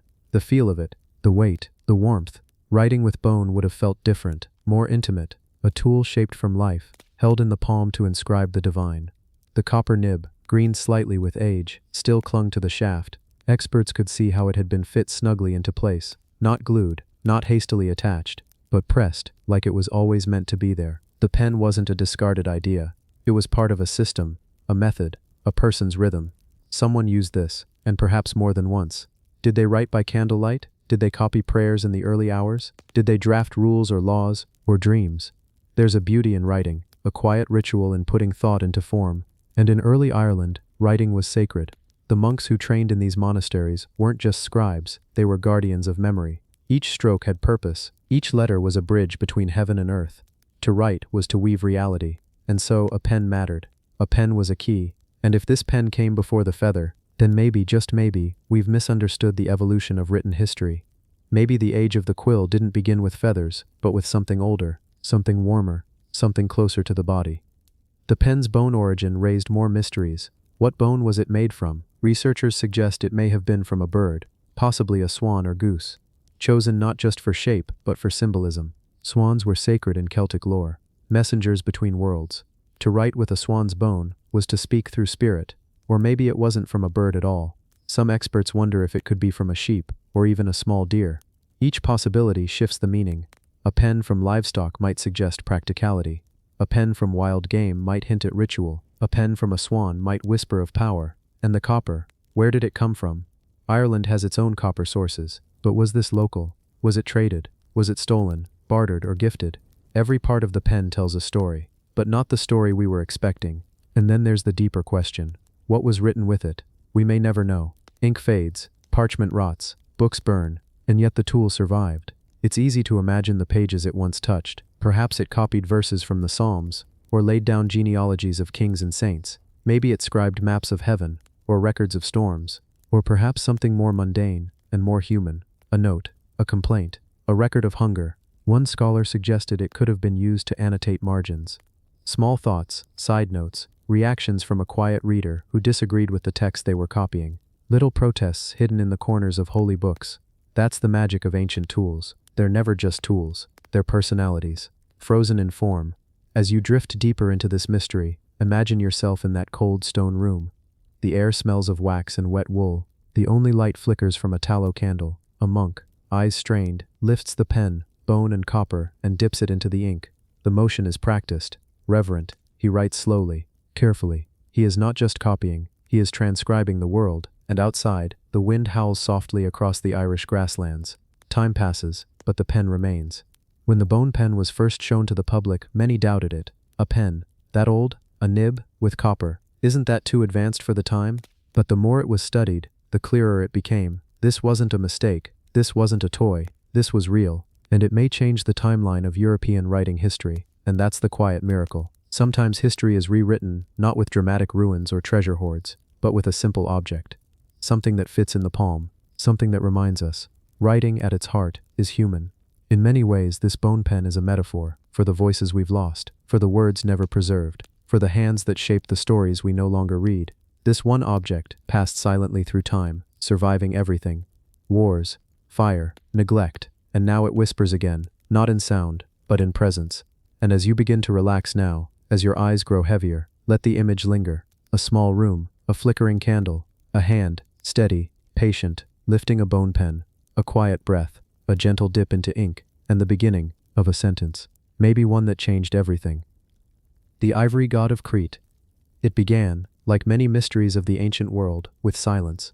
No announcement, no grand unveiling, just the quiet hum of excavation tools brushing against earth that hadn't been touched in thousands of years. On the island of Crete, buried deep within a Minoan ruin, a small statue emerged. Not tall, not grand, but unmistakably strange. A figure carved from ivory and cloaked in gold, its proportions delicate, its expression calm, almost too calm. Some believed it was a young boy. Others whispered it might be a god. What puzzled archaeologists wasn't just the figure's craftsmanship, but what it seemed to suggest. Unlike anything else in the Minoan record, this statue broke rules. It didn't align with known Minoan gods or goddesses. It didn't wear the same ceremonial dress. And perhaps most curiously, it was male. Many Minoan deities were female, or feminine in design. But this one had a different energy, a youthful confidence, a silent authority. As the dust was cleared and fragments carefully pieced together, the statue revealed more than just its features. Ivory, delicate and rare, was the foundation of the body. Its thin arms, slightly raised, hinted at movement, like it was once in the middle of a gesture. The golden inlays added shimmer, catching even the softest light. Around its waist, a belt, inlaid with semi-precious stones now dulled with age, but once gleaming. Some said it was a child's form, others argued it was divine. One theory rose above the others like mist lifting off a mountain at dawn. It might be Zeus. Not the thundering god of Olympus we know today, but a child. A local, pre-Hellenic version. A Cretan Zeus. In Greek mythology, Crete plays a critical role in Zeus's story. It's said he was born there, hidden in a cave by his mother Rhea to protect him from his father Cronus. Raised in secret, fed by nymphs, guarded by warriors who clanged their shields to drown out his cries. Could this statue represent that boy? Not a full god yet, but something on the edge of power. It was a tempting thought, one that stirred not just historians, but anyone drawn to the deep pull of ancient mystery. The statue was found near a shrine, or what was left of one. Columns lay shattered, roof beams long collapsed, walls only partially intact. Yet the placement of the statue, centered, elevated, purposefully displayed, spoke volumes.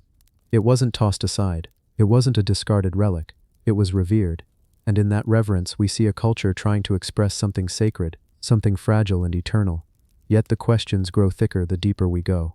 If this was Zeus, why such a small, tender depiction? Why the use of ivory, an imported luxury from Africa or the Near East, at such an early time, and why so few artifacts like it? Was this a one-time creation? a local tradition lost to history? Or was it part of a broader, forgotten religious system, one we've only glimpsed through a crack in time? Other Minoan artifacts lean heavily toward nature, fertility, and the feminine divine. Goddesses with arms raised, snakes coiled around them, wide skirts flared like blooming flowers. This statue didn't match that world. It stood apart, quietly challenging everything we thought we knew about who the Minoans worshipped and why. Its face is the most haunting detail. Small eyes, gently carved. A closed mouth with the hint of a smile, not quite serene, not quite playful. It gives nothing away. And yet the more you look, the more it draws you in. That expression feels human, and something more, like it's remembering something, or keeping a secret. The discovery sent shockwaves through the archaeological community, not because it rewrote history, but because it suggested that history was never written clearly to begin with. That even in the most studied civilizations there are undercurrents we've never noticed, belief systems that thrived quietly, regional gods that never made it into the grand mythologies, faiths that flickered like candlelight and vanished, leaving behind only a statue in a ruin. To hold that ivory figure today, if you were allowed to, is to hold a moment frozen in time. You'd feel the smoothness of its craftsmanship, the age in its texture. You'd wonder who carved it, what they believed, whether it was made in reverence or in grief. And more than anything, you'd feel small. Not in the sense of insignificance, but in the sense of scale. A reminder that the human story is longer, deeper, and more layered than any single book or scroll could ever capture. Some say the statue should be in a museum. Others argue it should remain in Crete, close to where it was buried. A few even suggest it still holds power, that the materials themselves, ivory, gold, ancient dust, carry more than just atoms. They carry memory. And late at night, in quiet exhibition halls, under low lights and glass cases, some museum staff claim they've felt watched by it. Not in fear, but in awareness. As if the statue sees us as much as we see it. As if it remembers being something more than an object, perhaps a symbol, perhaps a god. Whatever its true origin, the ivory god of Crete remains one of archaeology's gentlest mysteries. Not loud, not terrifying, but quietly profound. And that might be the most powerful thing of all.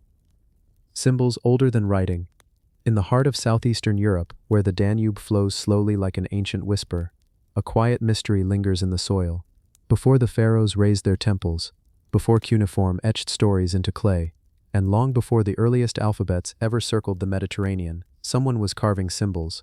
They weren't just drawings, they weren't just decorations, they were repeating. Systematic, purposeful. Some were etched onto pottery, some carved into tablets, others incised on altars, idols, and tools. And all of them were found across a wide stretch of the Danube Valley, in what is now Serbia, Romania, Bulgaria, and parts of Hungary. The signs are older than any known writing system, and they leave behind a haunting question. Were these the first written words in human history? Let's drift back to a time before we even knew there was a time to keep track of it.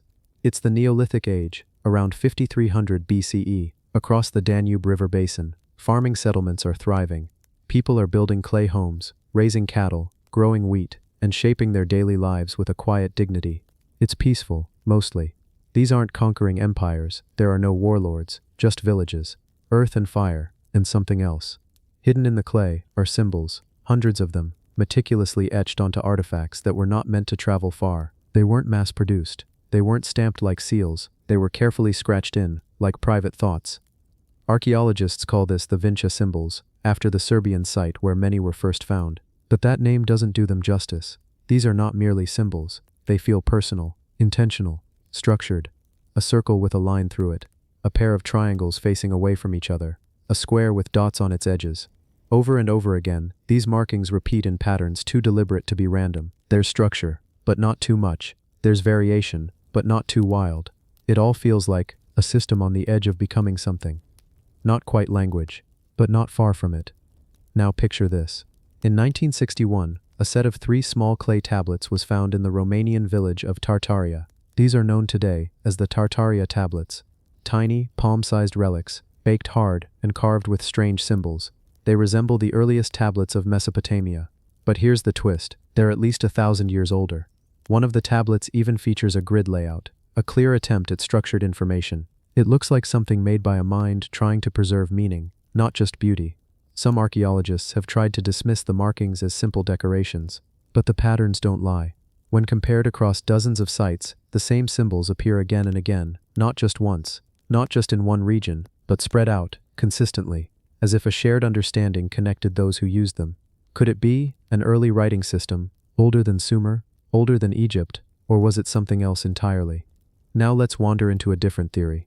Some suggest the symbols weren't meant for everyday communication. They weren't recipes or lists or property markers. Instead, they may have held spiritual power.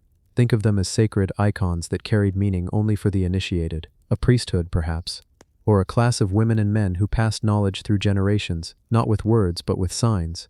In that case, the Vinci symbols might not be writing, but pre-writing, a kind of visual memory system that helped guide rituals, ceremonies, or teachings, the kind of knowledge passed down in whispers, not scribbles. Still, there's something very modern about the entire idea. To imagine people 7,000 years ago sitting by a fire, shaping clay, and deciding this symbol will always mean this idea. It connects us to them in a way that's hard to explain. It's not the technology we share. It's not even the words. It's the instinct, the deep human urge to leave a mark, to say, I was here, I knew something, I wanted you to know it too. What makes this even more haunting is how it vanished. The symbols appear for several centuries, and then, silence. The culture that produced them fades away. The settlements are abandoned, the river keeps flowing, and whatever message they were trying to preserve is lost in the dirt. It's like catching a whisper from someone in a dream, something so clear in the moment, but impossible to repeat once you're awake. Were they trying to tell us something? Were they just beginning to write, and the moment passed before the idea could fully form? Some believe they were wiped out by waves of Indo-European migrations. Others suggest climate shifts may have forced abandonment, but the truth is, no one knows. And perhaps that's why these symbols hold such weight. Not because we understand them, but because we don't. Because they hint at a version of humanity that almost was, and then wasn't. In a museum in Belgrade, the Vinci artifacts sit behind glass. Quiet, small, unassuming. Most visitors don't linger. They move on quickly, drawn to the swords, the gold, the bigger stories. But if you pause, if you really look, you start to feel it. That pull, the ache of time, the sense that these little marks once meant something big, something too big for even the people who made them to fully contain. They were trying to capture thought, memory, ritual, presence. They were building a bridge across time, one symbol at a time, and now, that bridge is broken, but the stones are still there, waiting. Sometimes, the oldest messages aren't loud, they aren't grand, they don't shout through history like kings and conquerors. They whisper. And if you slow down enough to listen, to let the quiet settle in around you like dusk over a river, you just might hear them. Little scratches on clay, made by hands now long gone, carrying meanings we'll never know, but still reaching out across thousands of years, hoping someone would one day look, pause, and wonder. The anchor of El Dorado. Somewhere off the coast of Cornwall, drifting beneath layers of salt, seaweed, and centuries of silence, a rusted anchor lay forgotten. To most, it was little more than scrap metal, aged, sea-bitten, perhaps even discarded long ago. But to a group of divers, historians, and dreamers, it might have belonged to a ship whispered about for generations, a ship called the Merchant Royal. And if the legends are even halfway true, this anchor once held in place a vessel that carried more gold than most kings would ever touch. The story of the Merchant Royal has always felt like something between folklore and obsession. In 1641, this English ship was returning from the New World, supposedly carrying a staggering cargo, over 100,000 pounds of gold, silver, and precious gems. Accounts claimed it had taken on treasure from a Spanish galleon and was bound for Antwerp, but it never made it. Somewhere in the violent swells of the English Channel, the Merchant Royal sank. It went down fast. The crew barely had time to react. Some survived. Most didn't. And the treasure? Never found. For centuries, treasure hunters have been chasing it. Historians argued about its route, its cargo, and even whether the amount of gold was exaggerated. But then came a discovery that stirred the waters once again. Not gold, not coins, but an anchor. A single, heavy, iron anchor raised from the seabed in 2019, just 20 miles off the Cornish coast. It wasn't the first anchor ever found in those waters, but something about this one felt different. The size, the shape, the era it belonged to. It all aligned too closely with historical records. The weight of the iron, the curve of the shank. It matched the 17th century designs. Could it really be from the Merchant Royal, or was it just another piece of maritime debris lost in a sea filled with centuries of shipping? It's strange how sometimes it's not the treasure itself that captivates people, but the objects that hint at its existence. The rusted edges of that anchor carried more weight than gold in the minds of those chasing the legend, because to them this wasn't just a shipwreck, it was the El Dorado of the sea. a mythic prize that had somehow resisted time, technology, and tenacity. But let's pause here. Let's step back from the rush of possibility and think about the sea. Imagine being one of the crewmen aboard that ship in 1641. The fog heavy, the wind shifting suddenly, the horizon vanishing into rain. You're exhausted. The gold is sealed away below deck. You haven't seen land in days. The sea churns more violently than expected. A wave cracks over the hull. The crew shouts. The compass needle swings oddly, and then you feel the lurch. The ship is taking on water. They tried to pump it out. They tried to steer. But in the chaos of storm and salt, the ship surrendered to the deep. Imagine as a survivor drifting in the water, watching your entire world vanish beneath the waves. You'd carry that loss for the rest of your life if you lived at all. And now, 380 years later, someone hauls up an anchor. It doesn't glitter. It doesn't shine. But it sings to the past. The British Coast Guard, when first contacted about the find, approached it cautiously. The ocean hides more than it reveals. And while maritime law is strict about sunken heritage, the dreams of a billion-dollar treasure stirred interest even from private companies. Still, no coins were found nearby, no wood planks, no cannon, just the anchor. Could that be enough? Sometimes history isn't about certainty, sometimes it's about proximity, being close enough to a story that's always out of reach. The Merchant Royal may never be fully found. The treasure might remain hidden forever, or maybe it was never there in the first place. But this rusted anchor reminds us that myths have mass. They can be held, lifted, studied, even if they never give up their full truth. And that might be the real treasure. Not the gold, not the jewels, but the chase, the wondering, the human pull toward what lies just out of sight, just beneath the surface. As the tides rise and fall around Cornwall, the sea still holds its secrets. Ships pass overhead, clouds gather, and deep below, where light fades and silence thickens, stories wait in the dark. The Griffin Burner of Sharjah. Roman incense rituals in the Arabian sands. Somewhere beneath the scorched sands of Sharjah, a glint of bronze caught the light. The excavation team paused. What emerged next would not just reshape local history, it would rattle the ancient timelines we thought we knew. A Roman artifact, here, in the middle of the Arabian Peninsula. It wasn't a coin, not a weapon, not a broken shard of imported pottery. It was a burner, an incense burner, but unlike any ever seen before, it was crowned with the fierce form of a griffin, mouth open, wings outstretched, not just a decoration, a symbol, a presence. And so began one of the strangest archaeological puzzles in the Arabian sands. The incense burner itself was a marvel. Crafted from bronze, its surface bore the unmistakable signature of Roman metallurgy, stylized wings curled at the sides, delicate clawed feet at the base. But it wasn't just the craftsmanship that baffled archaeologists. It was the context. This artifact was found far from any known Roman colony. Sharjah wasn't a Roman outpost. In fact, it lay beyond the formal frontiers of Rome. And yet, the griffin had arrived. How? Let's step back. Sharjah, now a bustling emirate, has a history that stretches far into the past, long before skyscrapers, oil, or cars. Its coastal location made it a hub for maritime trade for thousands of years. Dhows once sailed from here to India, Africa, and back again, carrying everything from pearls to spices. But the Roman world? That seemed far removed. Still, trade has a way of ignoring political borders. Roman coins have been found in India, Mediterranean pottery, and Thailand. So perhaps this griffin burner made its way to Sharjah through trade. But then came another mystery. This was not the kind of object one casually traded. The burner was designed for ritual, carefully engineered so that when incense burned inside, the smoke would rise from the open mouth of the griffin like breath from a creature of myth. It wasn't utilitarian, it was symbolic. The kind of object used in temples or elite ceremonies. So what was it doing in the Arabian desert? Clues came slowly. The site where it was discovered showed signs of structured habitation, walls, storage pits, pottery shards. Some items dated to the Roman era, others even earlier. It wasn't just a resting point for travelers. It might have been a sacred site. Researchers began to hypothesize. Was this burner part of a larger Roman temple complex? Or had it been carried here by someone who held it dear, an object of devotion far from home? There's also the possibility of an elite Arabian family, one so wealthy and well-connected that they acquired luxury imports from the Mediterranean world, not as trade items, but as status symbols. Perhaps this incense burner had pride of place in a private ritual chamber. Perhaps it was part of a syncretic blend of Roman and local religious practices, something that no written source could ever confirm. And then there was the griffin itself. The griffin wasn't just a mythical beast. In Roman culture, it symbolized divine power, guardianship, and the threshold between the human and the sacred. Often associated with Apollo, the griffin was a creature that watched over treasure, protected temples, and served as a messenger of the gods. Finding a griffin burner in Sharjah was like finding a torch from the Parthenon in Mongolia. It didn't fit, and yet, there it was, bronze, intact, regal. To fully understand its significance, archaeologists reached out to metallurgists and historians. They studied the alloy, the casting techniques, the iconography, all pointed westward to the Roman Empire, but not to its center.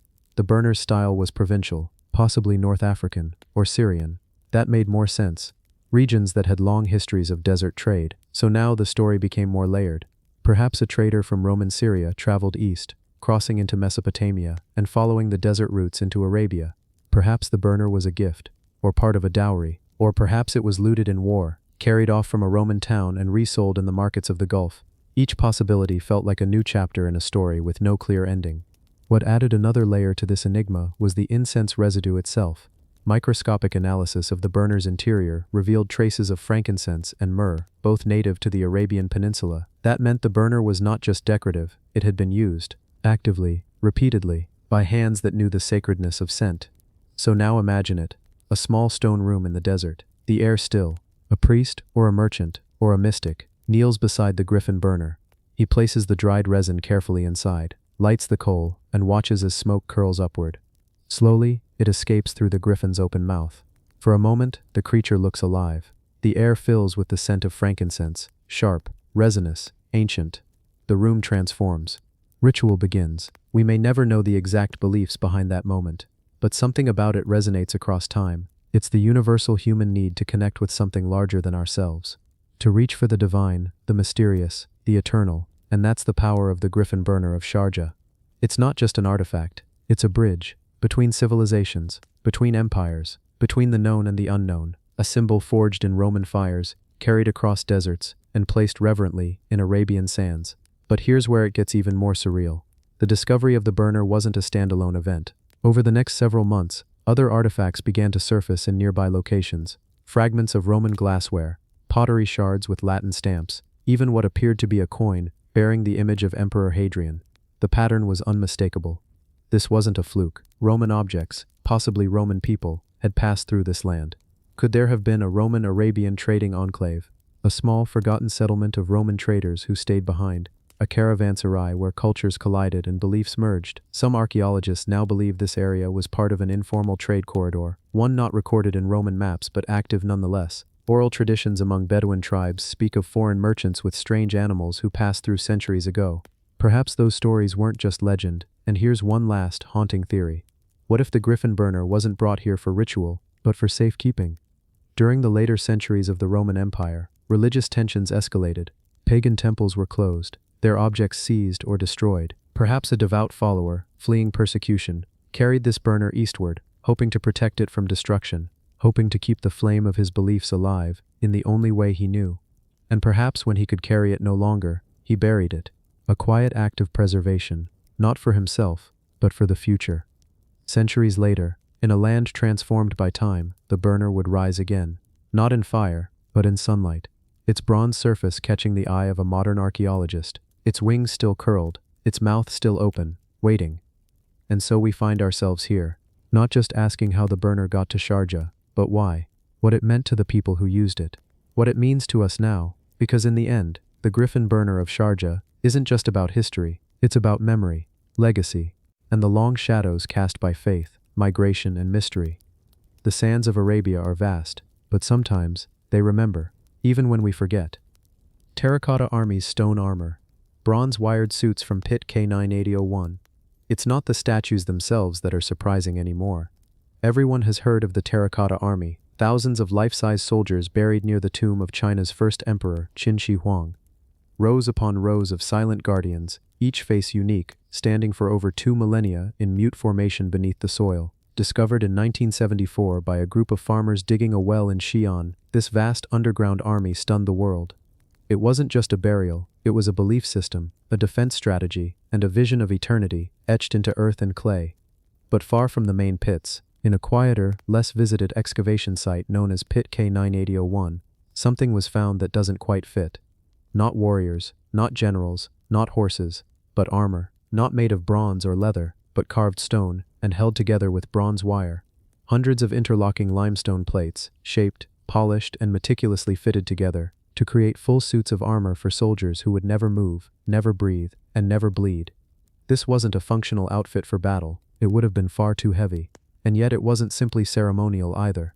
Not when each piece was crafted with such obsessive detail. Why then did the ancient builders go to such lengths? Why make armor out of stone for warriors made of clay? And perhaps even more puzzling, why bury it in its own separate pit? Let's step inside the strange stillness of Pit K981. Unlike the more famous main chambers, this pit is smaller, tighter.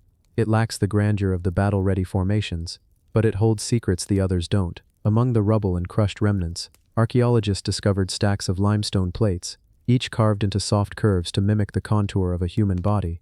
Shoulder pieces, chest guards, hip panels, thigh shields, even tiny square scales that once covered the arms. And running through each plate, holes, drilled carefully, spaced evenly. Bronze wire once threaded through these holes, binding the plates into flexible armor. Flexible, but not wearable. A single suit, they estimate, could weigh more than 20 kilograms, too heavy and too brittle for movement. So what was the purpose? Some believe the armor was meant for spirit warriors, ghostly soldiers that would defend the emperor in the afterlife, much like the terracotta army itself. In this view, the stone wasn't a flaw, it was the point.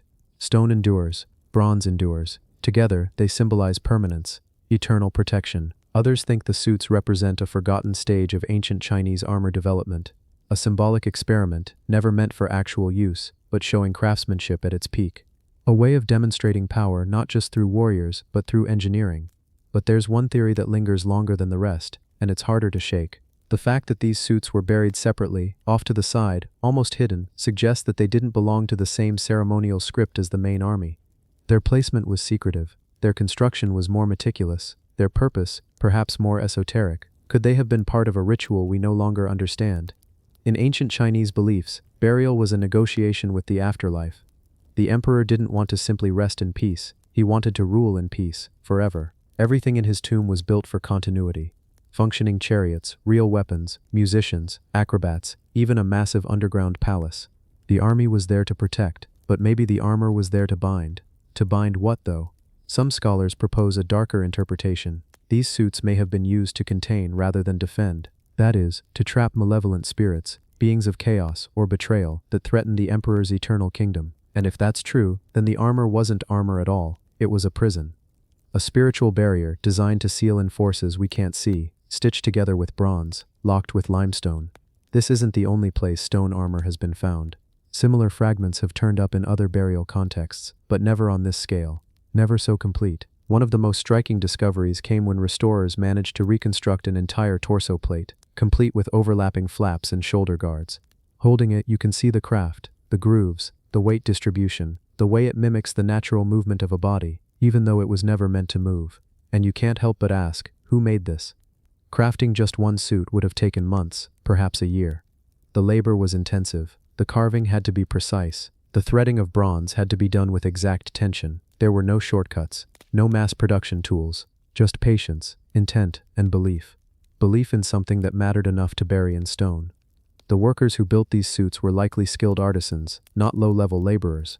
This wasn't just grunt work, this was a sacred task. And their tools? Flint blades, bronze chisels, grinding stones, painstakingly slow, and yet the results rival even modern craftsmanship. There's one more element that adds a final twist.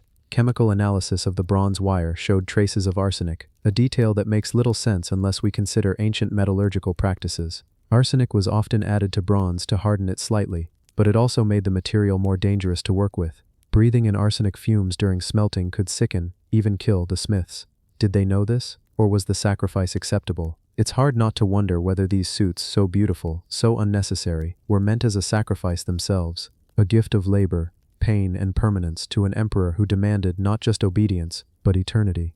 And yet here they are, not under his tomb, not beside his throne, but buried quietly in a forgotten pit. Why? Perhaps the suits were rejected, perhaps they were prototypes, or perhaps they were hidden deliberately, tucked away not as failure, but as forbidden knowledge, something too powerful to be displayed, and too dangerous to be destroyed. Centuries passed. Dynasties rose and fell. The story of Pit K9801 faded into soil. The suits were buried. The bronze corroded. The plates collapsed. and the thread that held them together, literal and symbolic, was severed, until now. And so we're left not with answers, but with questions. What kind of culture builds armor that no one can wear? What kind of empire threads bronze through stone, just to bury it out of sight? What was the secret worth protecting? And who, or what, were they protecting it from? The Despilia tablet, a 7,000-year-old wooden message from Greece. They didn't expect to find writing, not here, not on the edge of a tranquil lake in northern Greece, and certainly not from 7,000 years ago, centuries before Sumer, before Egypt, before any known script had taken form. But in 1993, while excavating the Neolithic lakeside settlement of Despilia, archaeologist George Aurmuziadis and his team made a quiet but haunting discovery beneath layers of soil and centuries of sediment. A piece of wood, rectangular, no more than a few inches across, weathered, blackened by time, and carved with something that looked suspiciously like symbols. Tiny, deliberate, etched shapes, lines, crosses, dots, arranged in patterns that felt intentional. Ancient scratches that seemed to follow a rhythm of meaning, even if no one alive could read them. It became known as the Despilia tablet, and if it really is what it seems to be, then it could rewrite everything we thought we knew about the origin of writing. But before we go there, let's step back. Not to 1993, but to around 5200 BCE.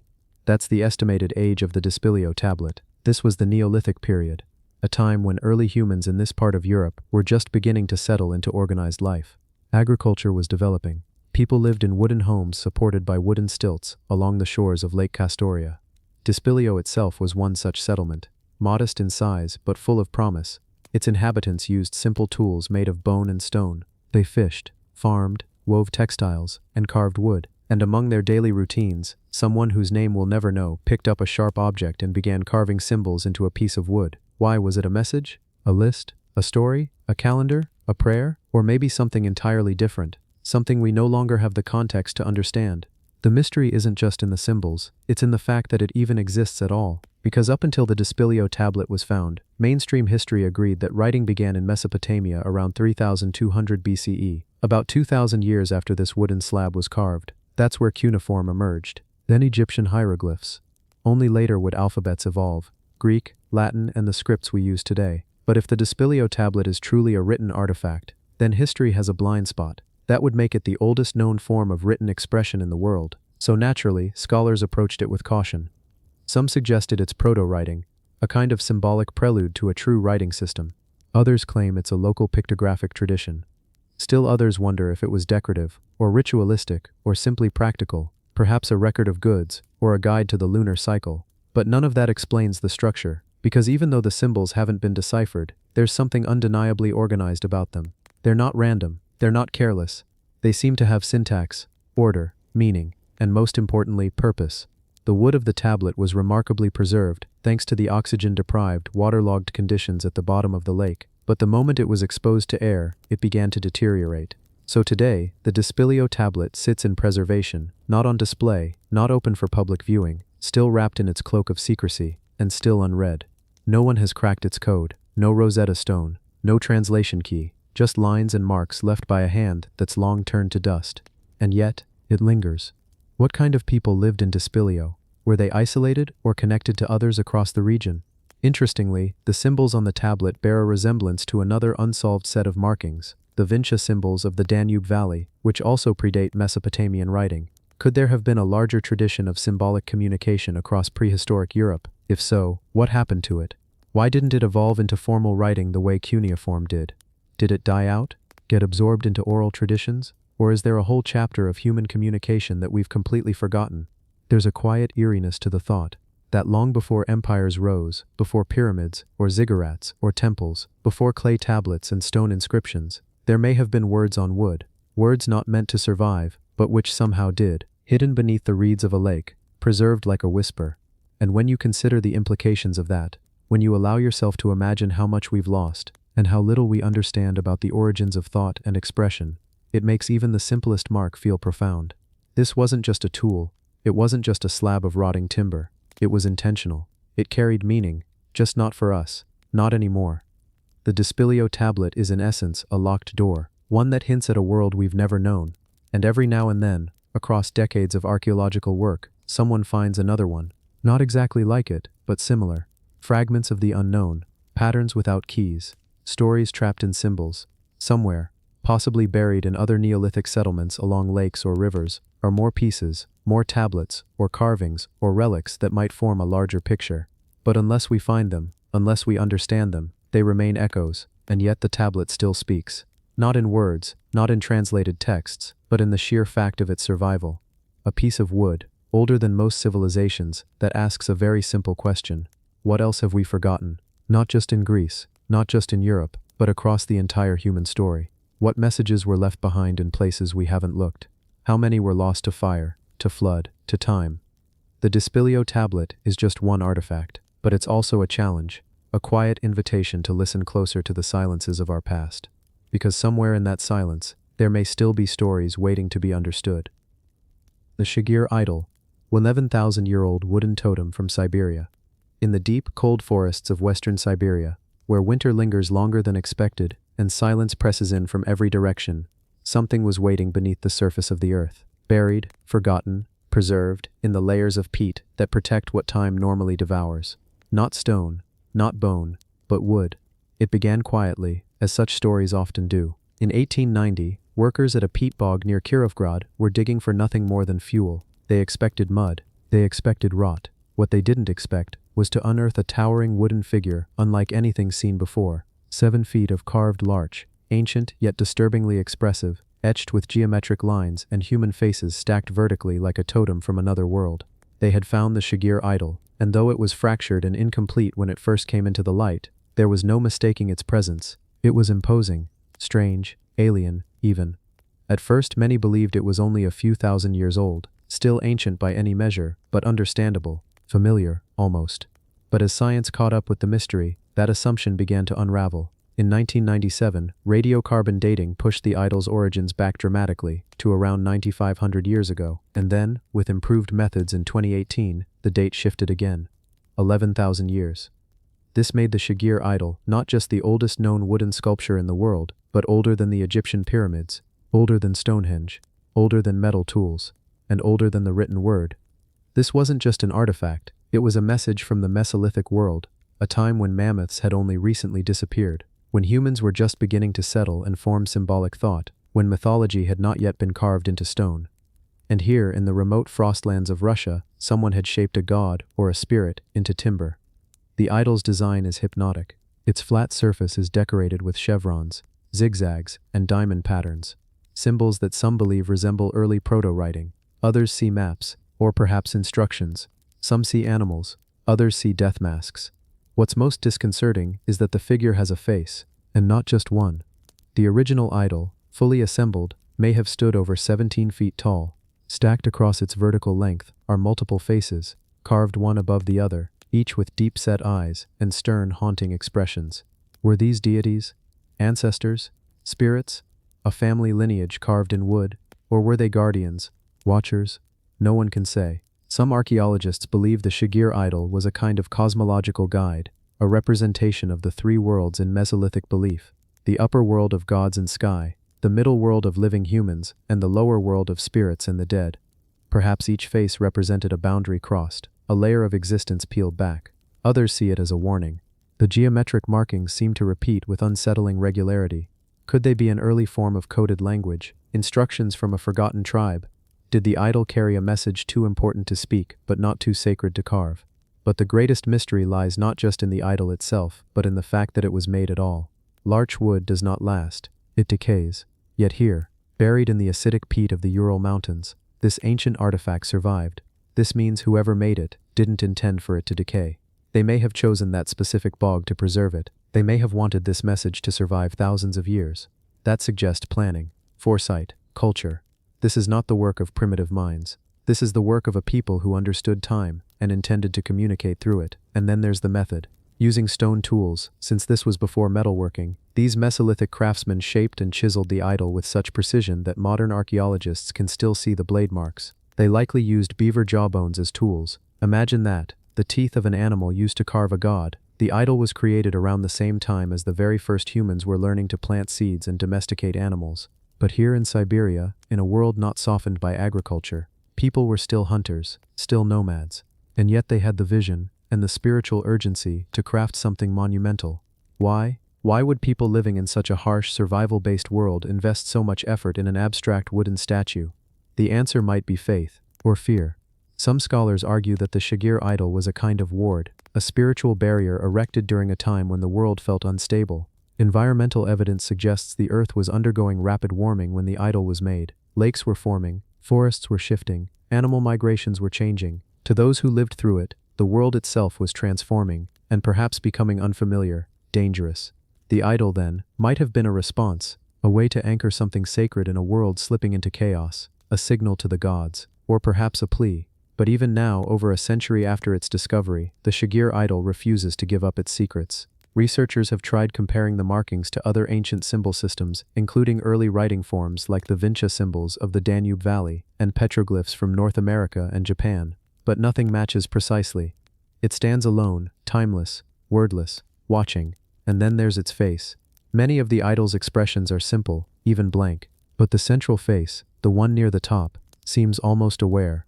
Eyes that look through time, lips closed tight, no smile, no fury, just presence. That single face has haunted generations of researchers, because there is something undeniably human in it, not in the sense of realism, but in its effect.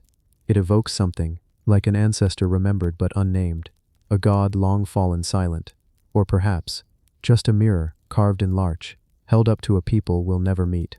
The Shagir idol is now preserved in the Sverdlovsk Regional Museum of Local Lore in Yekaterinburg, Russia. It stands behind glass, fragmented yet reconstructed. Its lower portion remains lost, possibly still buried somewhere in the peat, but its meaning, that remains locked in time. Maybe the idol was never meant to be interpreted. Maybe it was meant only to be seen, or feared, or remembered. Or maybe, just maybe, it worked. Maybe we were the intended audience all along. People thousands of years in the future, stopping in silence to gaze into the eyes of something impossibly old. The face doesn't blink, the symbols don't explain, but in that stillness, in that silent encounter with wood older than stone, something stirs, and that is where the mystery begins.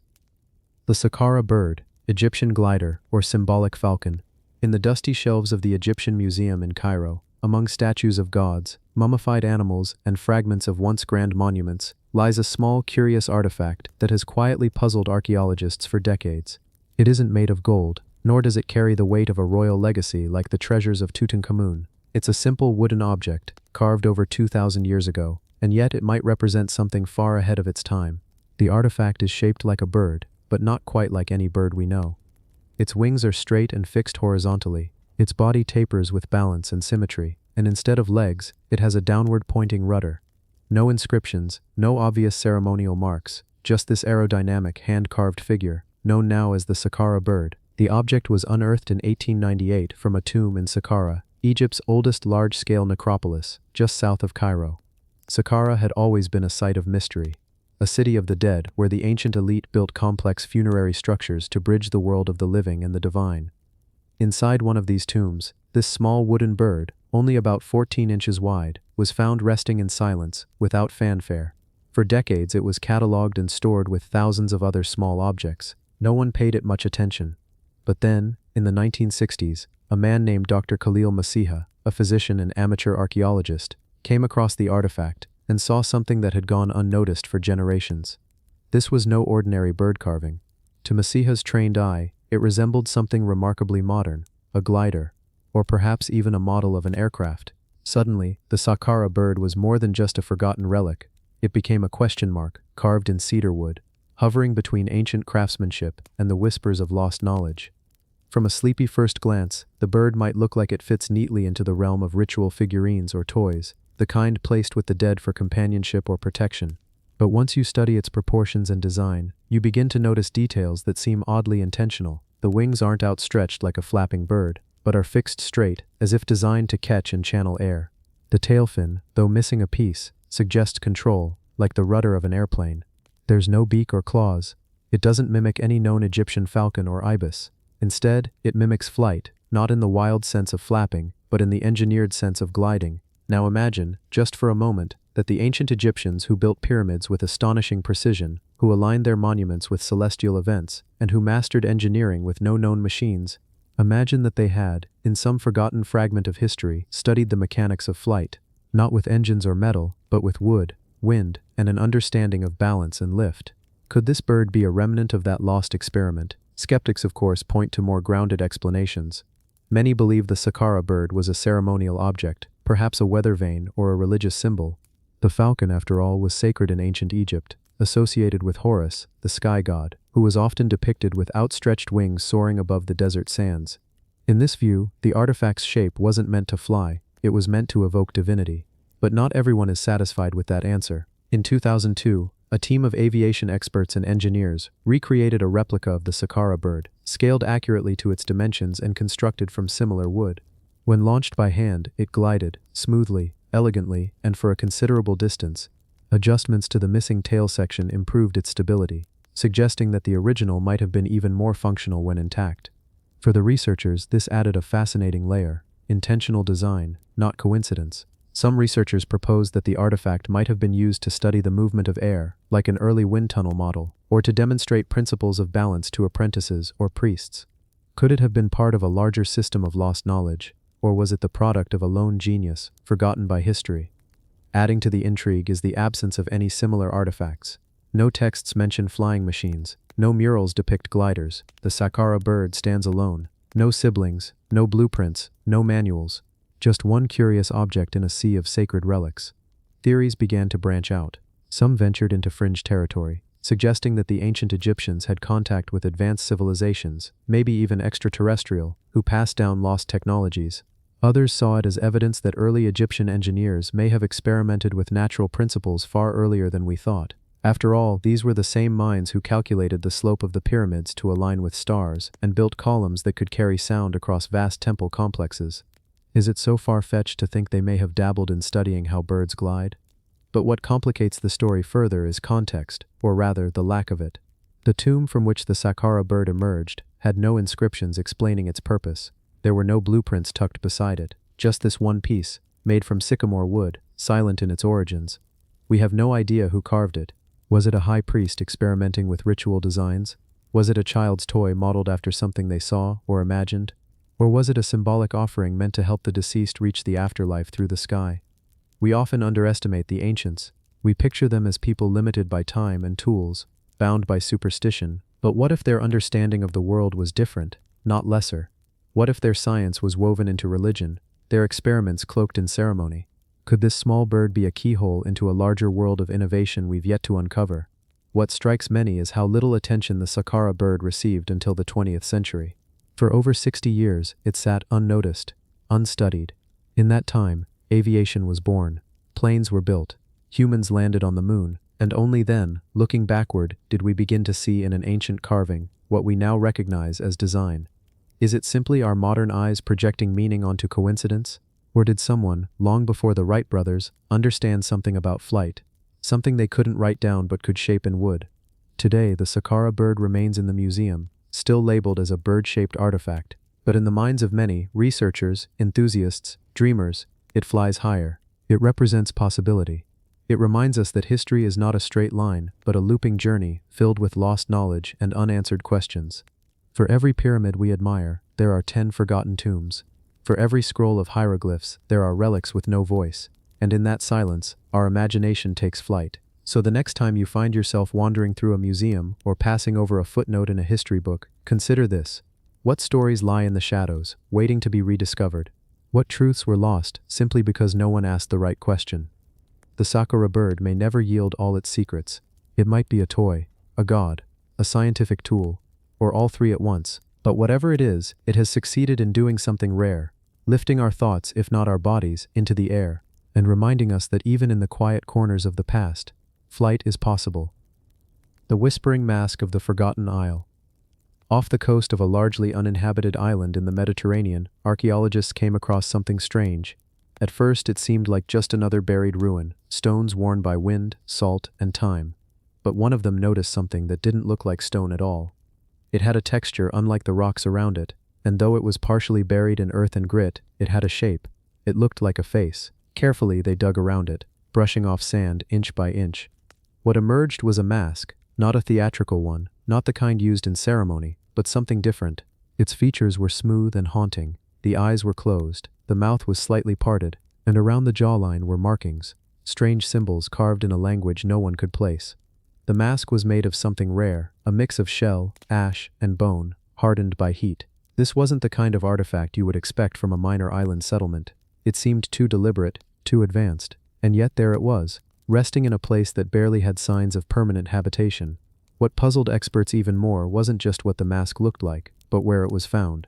The isle itself has no recorded history of long-term civilization, no temples, no ports, no signs of regular trade, just a few caves and rock formations. But this mask seemed to suggest otherwise. Back in the lab, radiocarbon dating shocked everyone. The mask was old, older than any mask ever found in that region.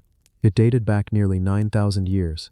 That was long before the Minoans, long before the earliest Greek writing, and centuries before even the rise of Egyptian dynasties. This was from a time when humans were still learning how to build villages.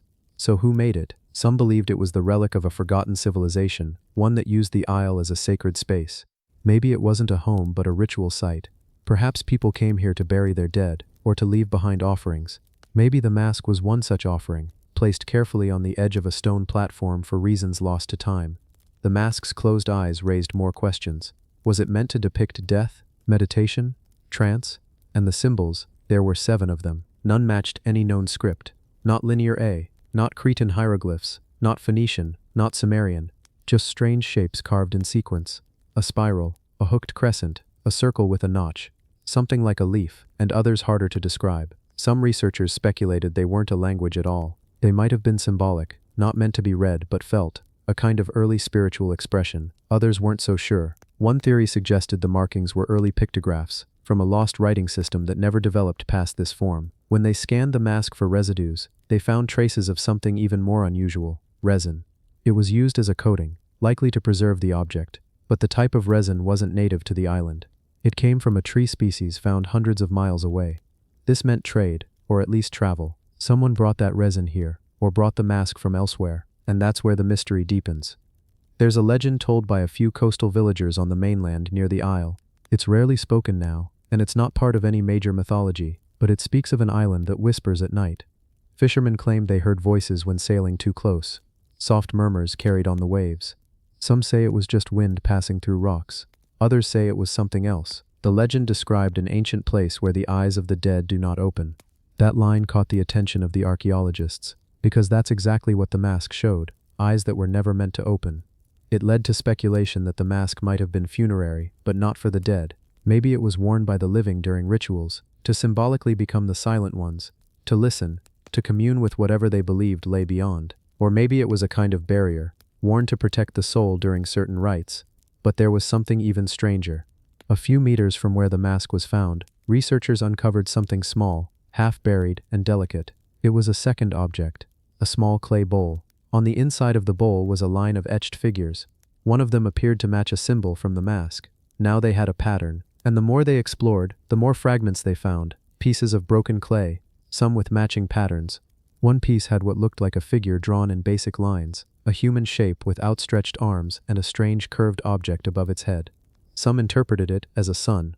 Others thought it looked like the mask itself. They began to wonder whether this isle was once home to a kind of proto-religious order, a group of early humans who believed in symbols, transformation, and perhaps communication with unseen forces. And then, weeks later, divers found something underwater near the island's coast. At first glance, it looked like a pile of rocks. But one diver noticed that they were arranged in a line, a curved arc that suggested a wall or structure. Further scans revealed a semicircular foundation buried beneath silt. There were no structures standing, but the layout suggested something deliberate. Some now believe there was once a stone circle or monument on the island, a place where early people gathered. All of this begins to form a picture that's still incomplete, but deeply haunting. A mask, symbols, strange figures, whispered legends, and a site that may have been lost to rising seas or forgotten by time. The mask now sits in a museum, displayed with only minimal interpretation. Visitors see its soft contours, its closed eyes, the faint lines that once carried meaning, but few understand just how strange and unique it is. Most artifacts are part of a pattern. They fit into a timeline, a culture, a known tradition. But this mask does not. It sits quietly in a case, just as it did in the ground, silent, closed-eyed, and still whispering a mystery no one has fully heard. And perhaps that's the point. Maybe some stories aren't meant to be explained. Maybe they're meant to be felt, like a whisper on the wind. a reminder that the past is never fully silent. It's just waiting for us to listen.